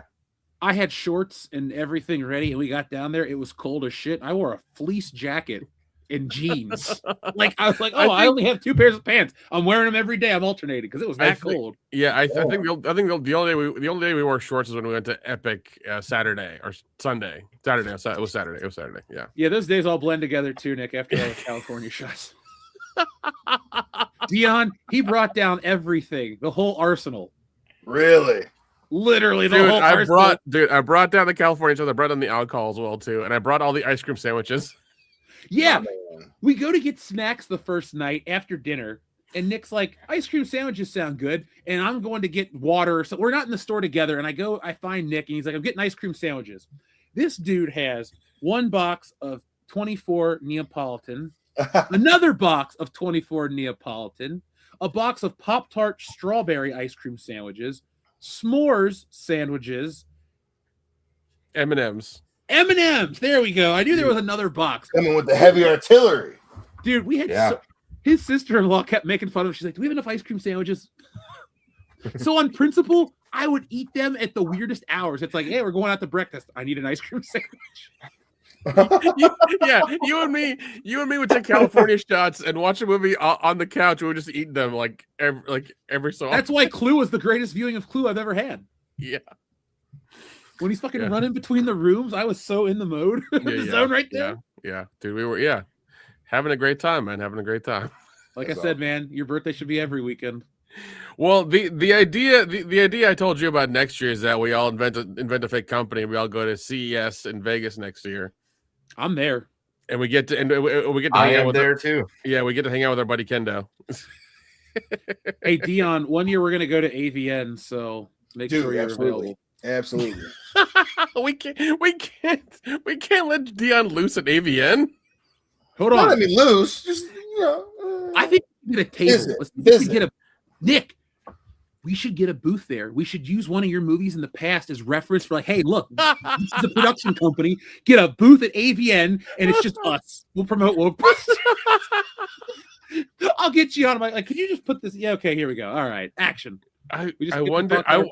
Like, I'm really wondering what like a booth, what is it like? What does it cost and like the whole thing? I'm wondering what the booth procedure now at AVN. $1,000 is my limit of what I'll spend on one of those ladies or a booth. It's up to me to decide what I'll do. Fair enough. But I'll blow $1,000 in Las Vegas, no problem. That would be hilarious. You know, I'd broadcast the entire fucking weekend too. Like, literally the minute we walk in, have to. It's like, all right, hold on though. Kendo would have to be our sensitivity trainer. I'd be like, Kendo, make sure there's no nudity in these shots so we don't get canceled off the channel. That'd be his job. Yep. Oh, let's see. I think we hit everything. Did we hit everything? We did Golden Raspberries. We did wrestling. You see, all the people were up using it's okay. You see, Triple H is in charge of the national health now. All these people are making it political. Outside of like not liking his wrestling booking or taking shots at his shit, like I do think he is the right person for fitness outside of the juicing part. I mean, there was a time before he did juice and he was talking about like if Schwarzenegger in 1987 was given this role, I think America would be healthier than ever. Like we would have taken down the rest of the world in like just fucking push-ups. We'd have beat everybody. But I don't think Triple H is the wrong guy. I just think we live in a really weird time where a pro wrestler, two of them, have a fucking cabinet seat, or at least as long as his health plan doesn't involve getting on the gas, I think we're okay. Don't mix your peptides and your HGA. Yeah, Triple H would know. You're gonna take this vial. Well, the man can't move faster than like a light jog, or else he'll die. That's true. Also true. I don't wish ill on him, but who do you think lives longer, Rock, Stone Cold, or Triple H? Stone Cold. Stone Cold. I'd say just based on everything that we know, Triple H.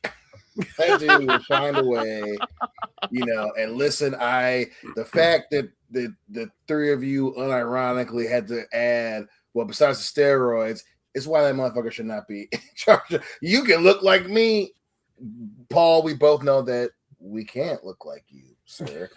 So that's my thing is, carnies are gonna carny no matter what political side you are on. Carnies are gonna it carny. is hilarious that Triple H of all people is the fitness guy because people keep forgetting he's a fucking carny.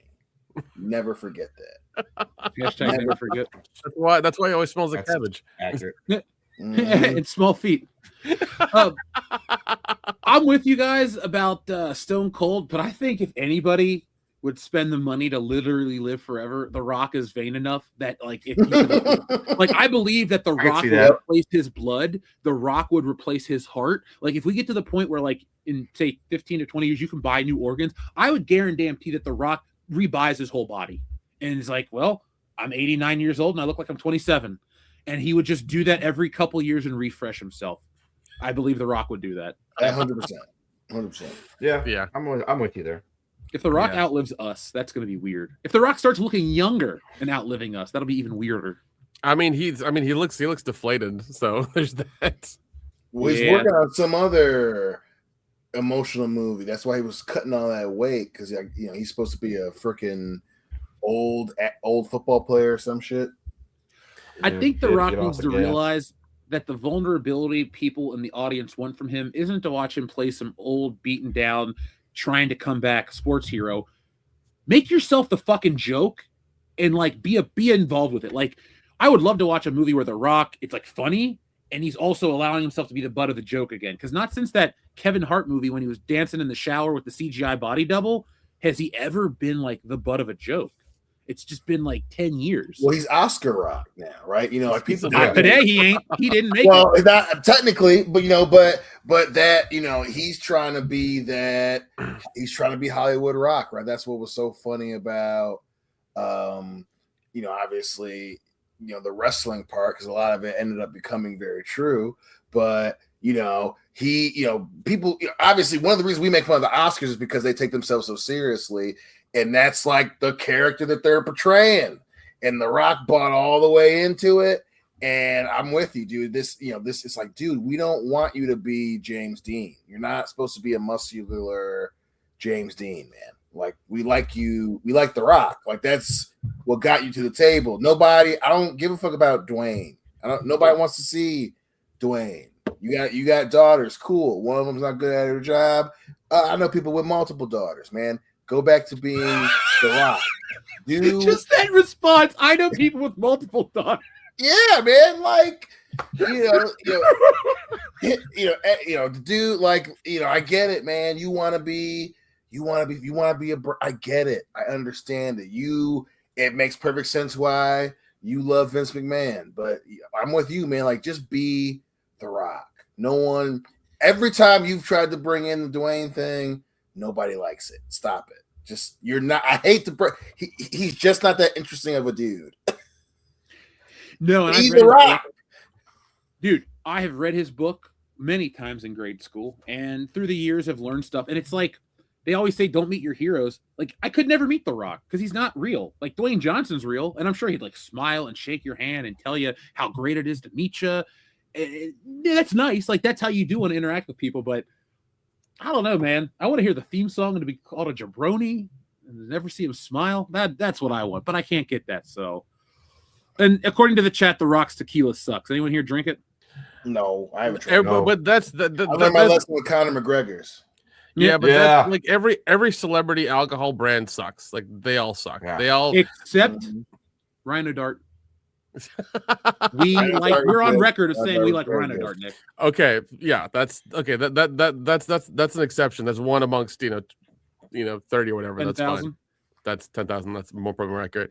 But the thing is that like more than like a celebrity alcohol brand is like a cryptocurrency. It's like it'll go up really high and everybody will like it for a minute and then they'll realize it's shit and it'll drop and nobody buys it. Yeah, Dan Aykroyd's vodka's not bad. That's true. Wow, two out of like 1,000. Dude, that vodka got me through a funeral. That was a good vodka. Jeez, I didn't realize we drank the whole bottle of it. It's the smoothest vodka you'll ever drink. Okay, that's very good. Triple distilled. Oh, nice. Damn, better than Grey Goose, huh? It is better than Grey Goose. I've had both. Yep. Velvet is better than Belvedere. Oh, damn. I just found an article about apparently the Oscars are going to be on YouTube and it could be an unlimited runtime. Unlimited runtime? Unlimited, not just 3 hours, 3.5 hours. Unlimited. Well, I thought YouTube wasn't until 2027. I thought they were still doing. Yeah, I think. Yeah, okay. So I think that deal just went through this year, so they're going to do it next year. They won't do it for this one. Okay. But I'm just saying, like the 2027 Oscars will be on 4.5 hours long or 5 hours long or some shit. And you'll get to hear all the long ass speeches for no fucking reason about climate change, about colonization, about all the other bullshit. Will we be able, since it'll be on YouTube? You know how some streams you're able to like live stream a stream of it. Could we get away with that? Because I would love if we were able to watch it on screen finally. I don't know. You gotta figure that one out then, I guess. Nick, help me develop a piece of technology where we can broadcast that video, but on YouTube it scrambles it, and on like Rumble and Twitter and everywhere else, it's the real video. Like I want to create that technology. I think it exists. You just have to use OBX and it'll do it. Fine, I'm upgrading to OBS by February 15th. It's my gift to myself. Happy Valentine's Day. Yeah. Well, I mean, don't like it. Yeah, I don't. Yeah, we could definitely do it this year for sure because I think it's only the Oscars are in March, so we have some time to get to it. Which vodka are we recommending? I definitely recommend Dan Aykroyd's Crystal Head vodka, but this Monkey Head vodka, which was another head-shaped vodka bottle that I have here, I got for Christmas. I've actually bought 2 bottles of this shit, so it's pretty damn good. It's imported. And it comes with this monkey head, and it comes with little shot glasses that are shaped like monkey heads too. Nice. So they're big ass shot glasses too. Look at them. That's awesome. They look like the monkeys from Jumanji. I still like Grey Goose. Yeah, Grey Goose is the one I'm suggesting for you. Get yourself a bottle of James Bond 007 Belvedere. It's laser etched and really cool. Ooh. I'm sure a bottle of that now is expensive. I have one in my collection. I bought whatever the most expensive one was when it came out. I bought that one. So let's see. James Bond Belvedere vodka. What's the price on it? Let's see. Well, Belvedere is only like $56.99 at Kroger, but let's see. I can't find the James Bond one anymore. $300. That's not bad. That's not bad. Hey, I'm glad I have this. Yes, I'm over 21 years old. Wait, there's a Belvedere vodka ad with Daniel Craig doing interpretive dance directed by Taika Waititi. Yeah, I'm seeing that right now too. Yeah, fuck that guy. Both of them. One can kiss my ass and the other one can kiss my ass too. You can pick which one I'm talking about. Yeah. Jeez. Darian217, let us know what you think of the vodkas of choice on WCBS. We'll do a roundtable taste test in March. There you go. All right, guys, we are one message away, a super chat from hitting our goal, because when we started the thing, it didn't count the first one. But on my end, we're only one away. So if somebody wants to help us cross that threshold, Nick and I will get together and we'll record a commentary for the footage of our trip to Florida, which includes Nintendo World, all of Universal Epic Park. We also have Kennedy Space Center, some history, and some other fun general things that you guys will want to hear about. So we have a couple more minutes left in the show. If somebody wants to help us cross that threshold, we'd appreciate it. Folks, we got all kinds of stuff coming your way. Anything you guys want to talk about before we put this baby to bed? Any movies coming out this weekend? Are we going anywhere fun? Is Frankie Muniz racing? I don't know. Nope. No, we're gonna go watch Dead Man's Wire probably this weekend, so I'm excited about that. Who's in that? Card. So, NFL playoffs continue.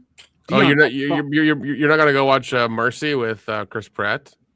Oh, you mean Minority Report Walmart version? Okay.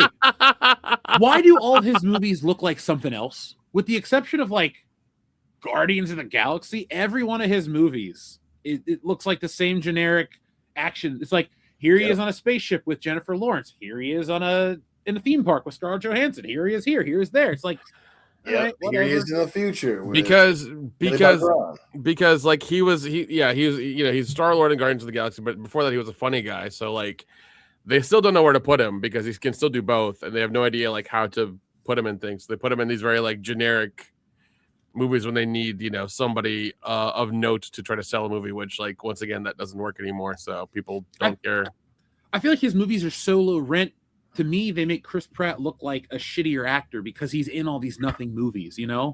It's not like I'm avoiding stuff because of his political views or some other dumb shit like that. It's like I just don't see Chris Pratt in anything. It's like, oh, he's on a streaming movie. Those aren't real movies to me. Like they aren't priorities ever. No, they're not. And like the funny thing for like Electric Dreams, whatever, the one he did with Millie Bobby Brown, they had a whole press tour with that. I'm like, why are you doing this for a VOD movie? Like, what the hell? It was very strange, and like it made me not want to watch it even more. And I think I watched it like 3 or 4 weeks afterwards, and I was like, yep, this is why I skipped it. I would say go check out Night Patrol. I've heard good things about that. Let's see. I finally saw Den of Thieves, so I'm behind on my action movies, but it was damn good, and I'm going to watch the second one this weekend. Oh, 2 was good. 2 was good. You'll like 2. Let's see. Night Patrol with our buddy Justin Long. An LAPD officer must put aside his differences with the area street gangs when he discovers a local police task force is harboring a horrific secret that endangers the residents of the housing project he grew up in. I think there's like vampires involved or something in that one. Yeah, Justin Long will always do these very like interesting horror movies. So like whenever he's in one of these, I always yeah. He did Barbarian, that was pretty good. I like that one. Yeah. So he was cool to us when we met him. So there we go. That's true. That's true. Every day at the con, there's Justin Long. Hey guys. Yep. Hi, Justin. That other Blue Ranger that's not the original one tried to give us business advice about opening donut shops in Los Angeles, remember? That was funny. That was so funny. Oh my God. That was a good time. Shout out to our audience. We got 2 more messages. We've crossed the threshold. Empower Warrens just says another one. I think he just meant to send us another one, but he said the magic word, so you got to take this.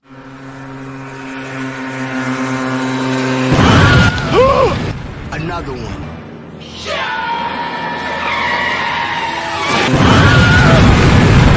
Another one. Another one. Another one. Another one.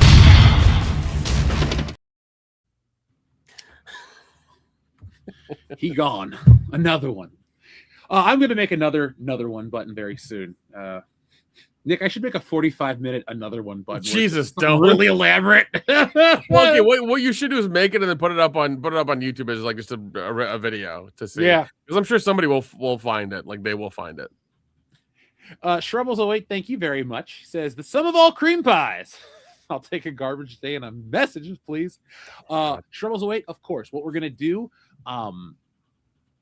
is we're going to actually read the next message from Adama. Then we're going to play your messages as well as the outro on top of that, because I love Garbage Day. I've been reading a book on the Wayans family and in living color. So message is a perfect button to press right now.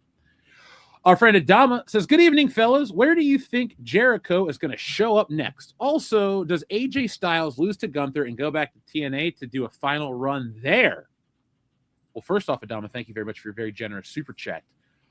I don't think AJ would go to TNA based on the way TNA shit the bed with their new show on AMC. It's been universally dumped on, and I don't think it's going to recover. Plus, AJ Styles' legacy, yes, he was in TNA. He's a world-traveled wrestler. But kind of like Chris Jericho, who's not exclusive to WWE, I'd say his best work is in the WWE, and I think it would be smart and beneficial to the fans, because we all want to play him in the video games and in his merchandise forever, if he just retired from WWE. Because if they're going to do like a retirement angle, bring in Christopher Daniels and all of these great guys to wrestle in the WWE and give them a little shine. Don't send AJ Styles out to, Pawtucket, Rhode Island for some random TNA house show. What do you guys say about that? I mean, yeah, I agree.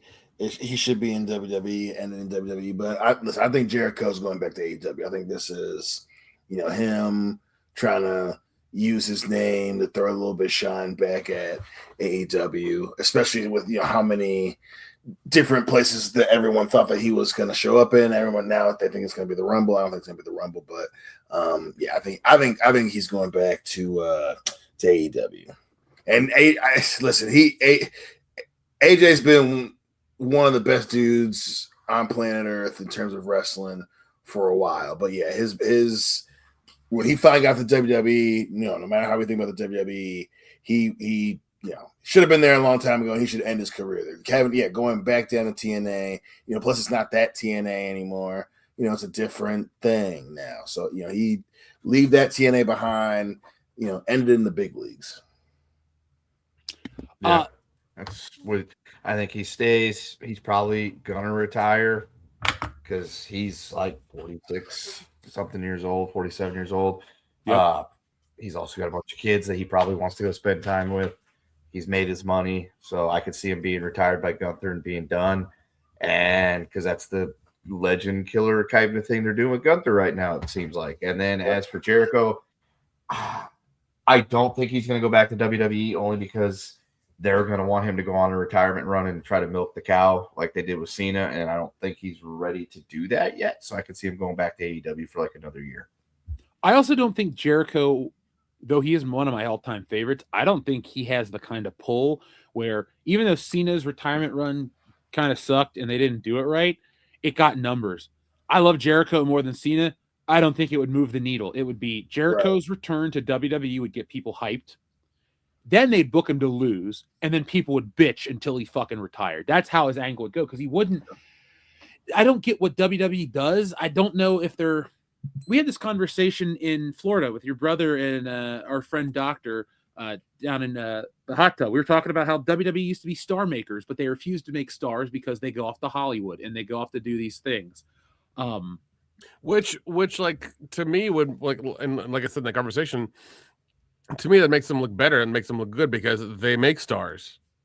Yeah, they lose them, but like, doesn't that make your company overall look good? Yeah, because everyone's excited. Who's next? Exactly. I do think Cena and Batista got a good rub because The Rock goes off to make movies, and then they're like, "Well, here's the next generation of wrestling," and it was exciting, dude. Like Batista and Cena were it for a minute. Yeah. And they're still putting up good movies. I know Batista's in an Amazon Prime movie coming out with Momoa, Jason Samosa here soon. Delicious. Oh, sorry, I like Indian food. I'm hungry. I watched a guy make naan bread earlier today, Nick, or naan, excuse me, because it's just saying bread, right? Yeah. Naan bread is saying bread twice, kind of like corn maze is just saying corn twice. Well, you can have a maze in the maze. Double. There you go. No, I just think WWE would be smart is if they do have Jericho come back, just book him strong. It's not about you don't need to get a guy back in the company just to put over the young talent. Like, let's say Jericho comes back at the Rumble.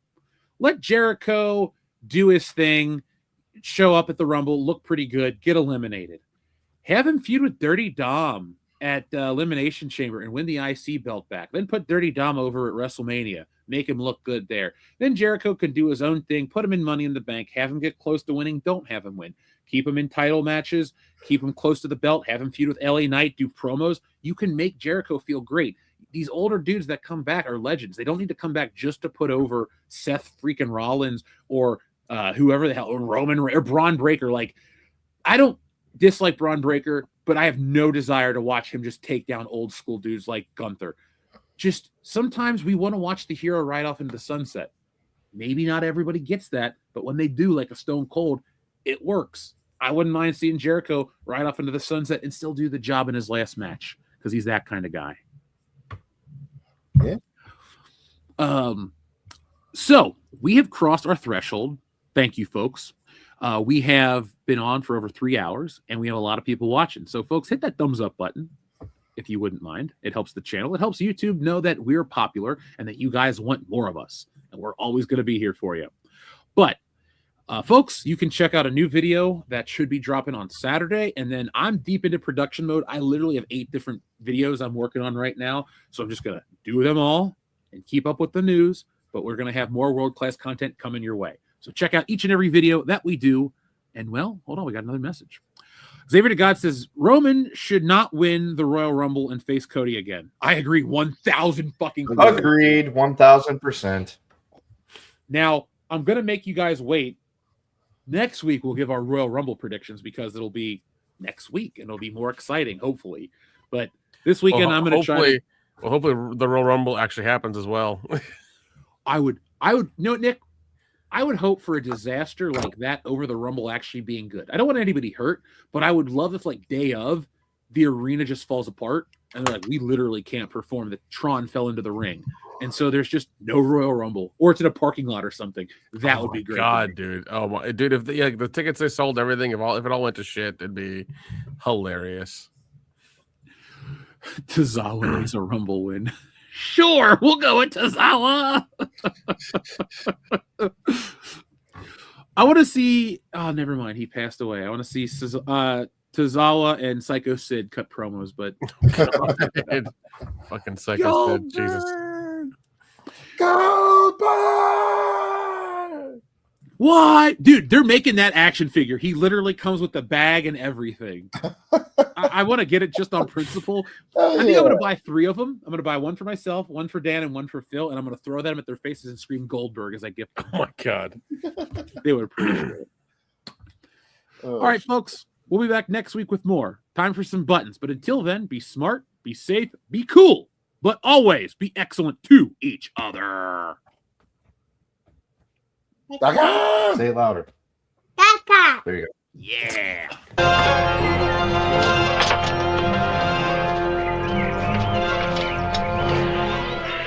Garbage day! Huh? No!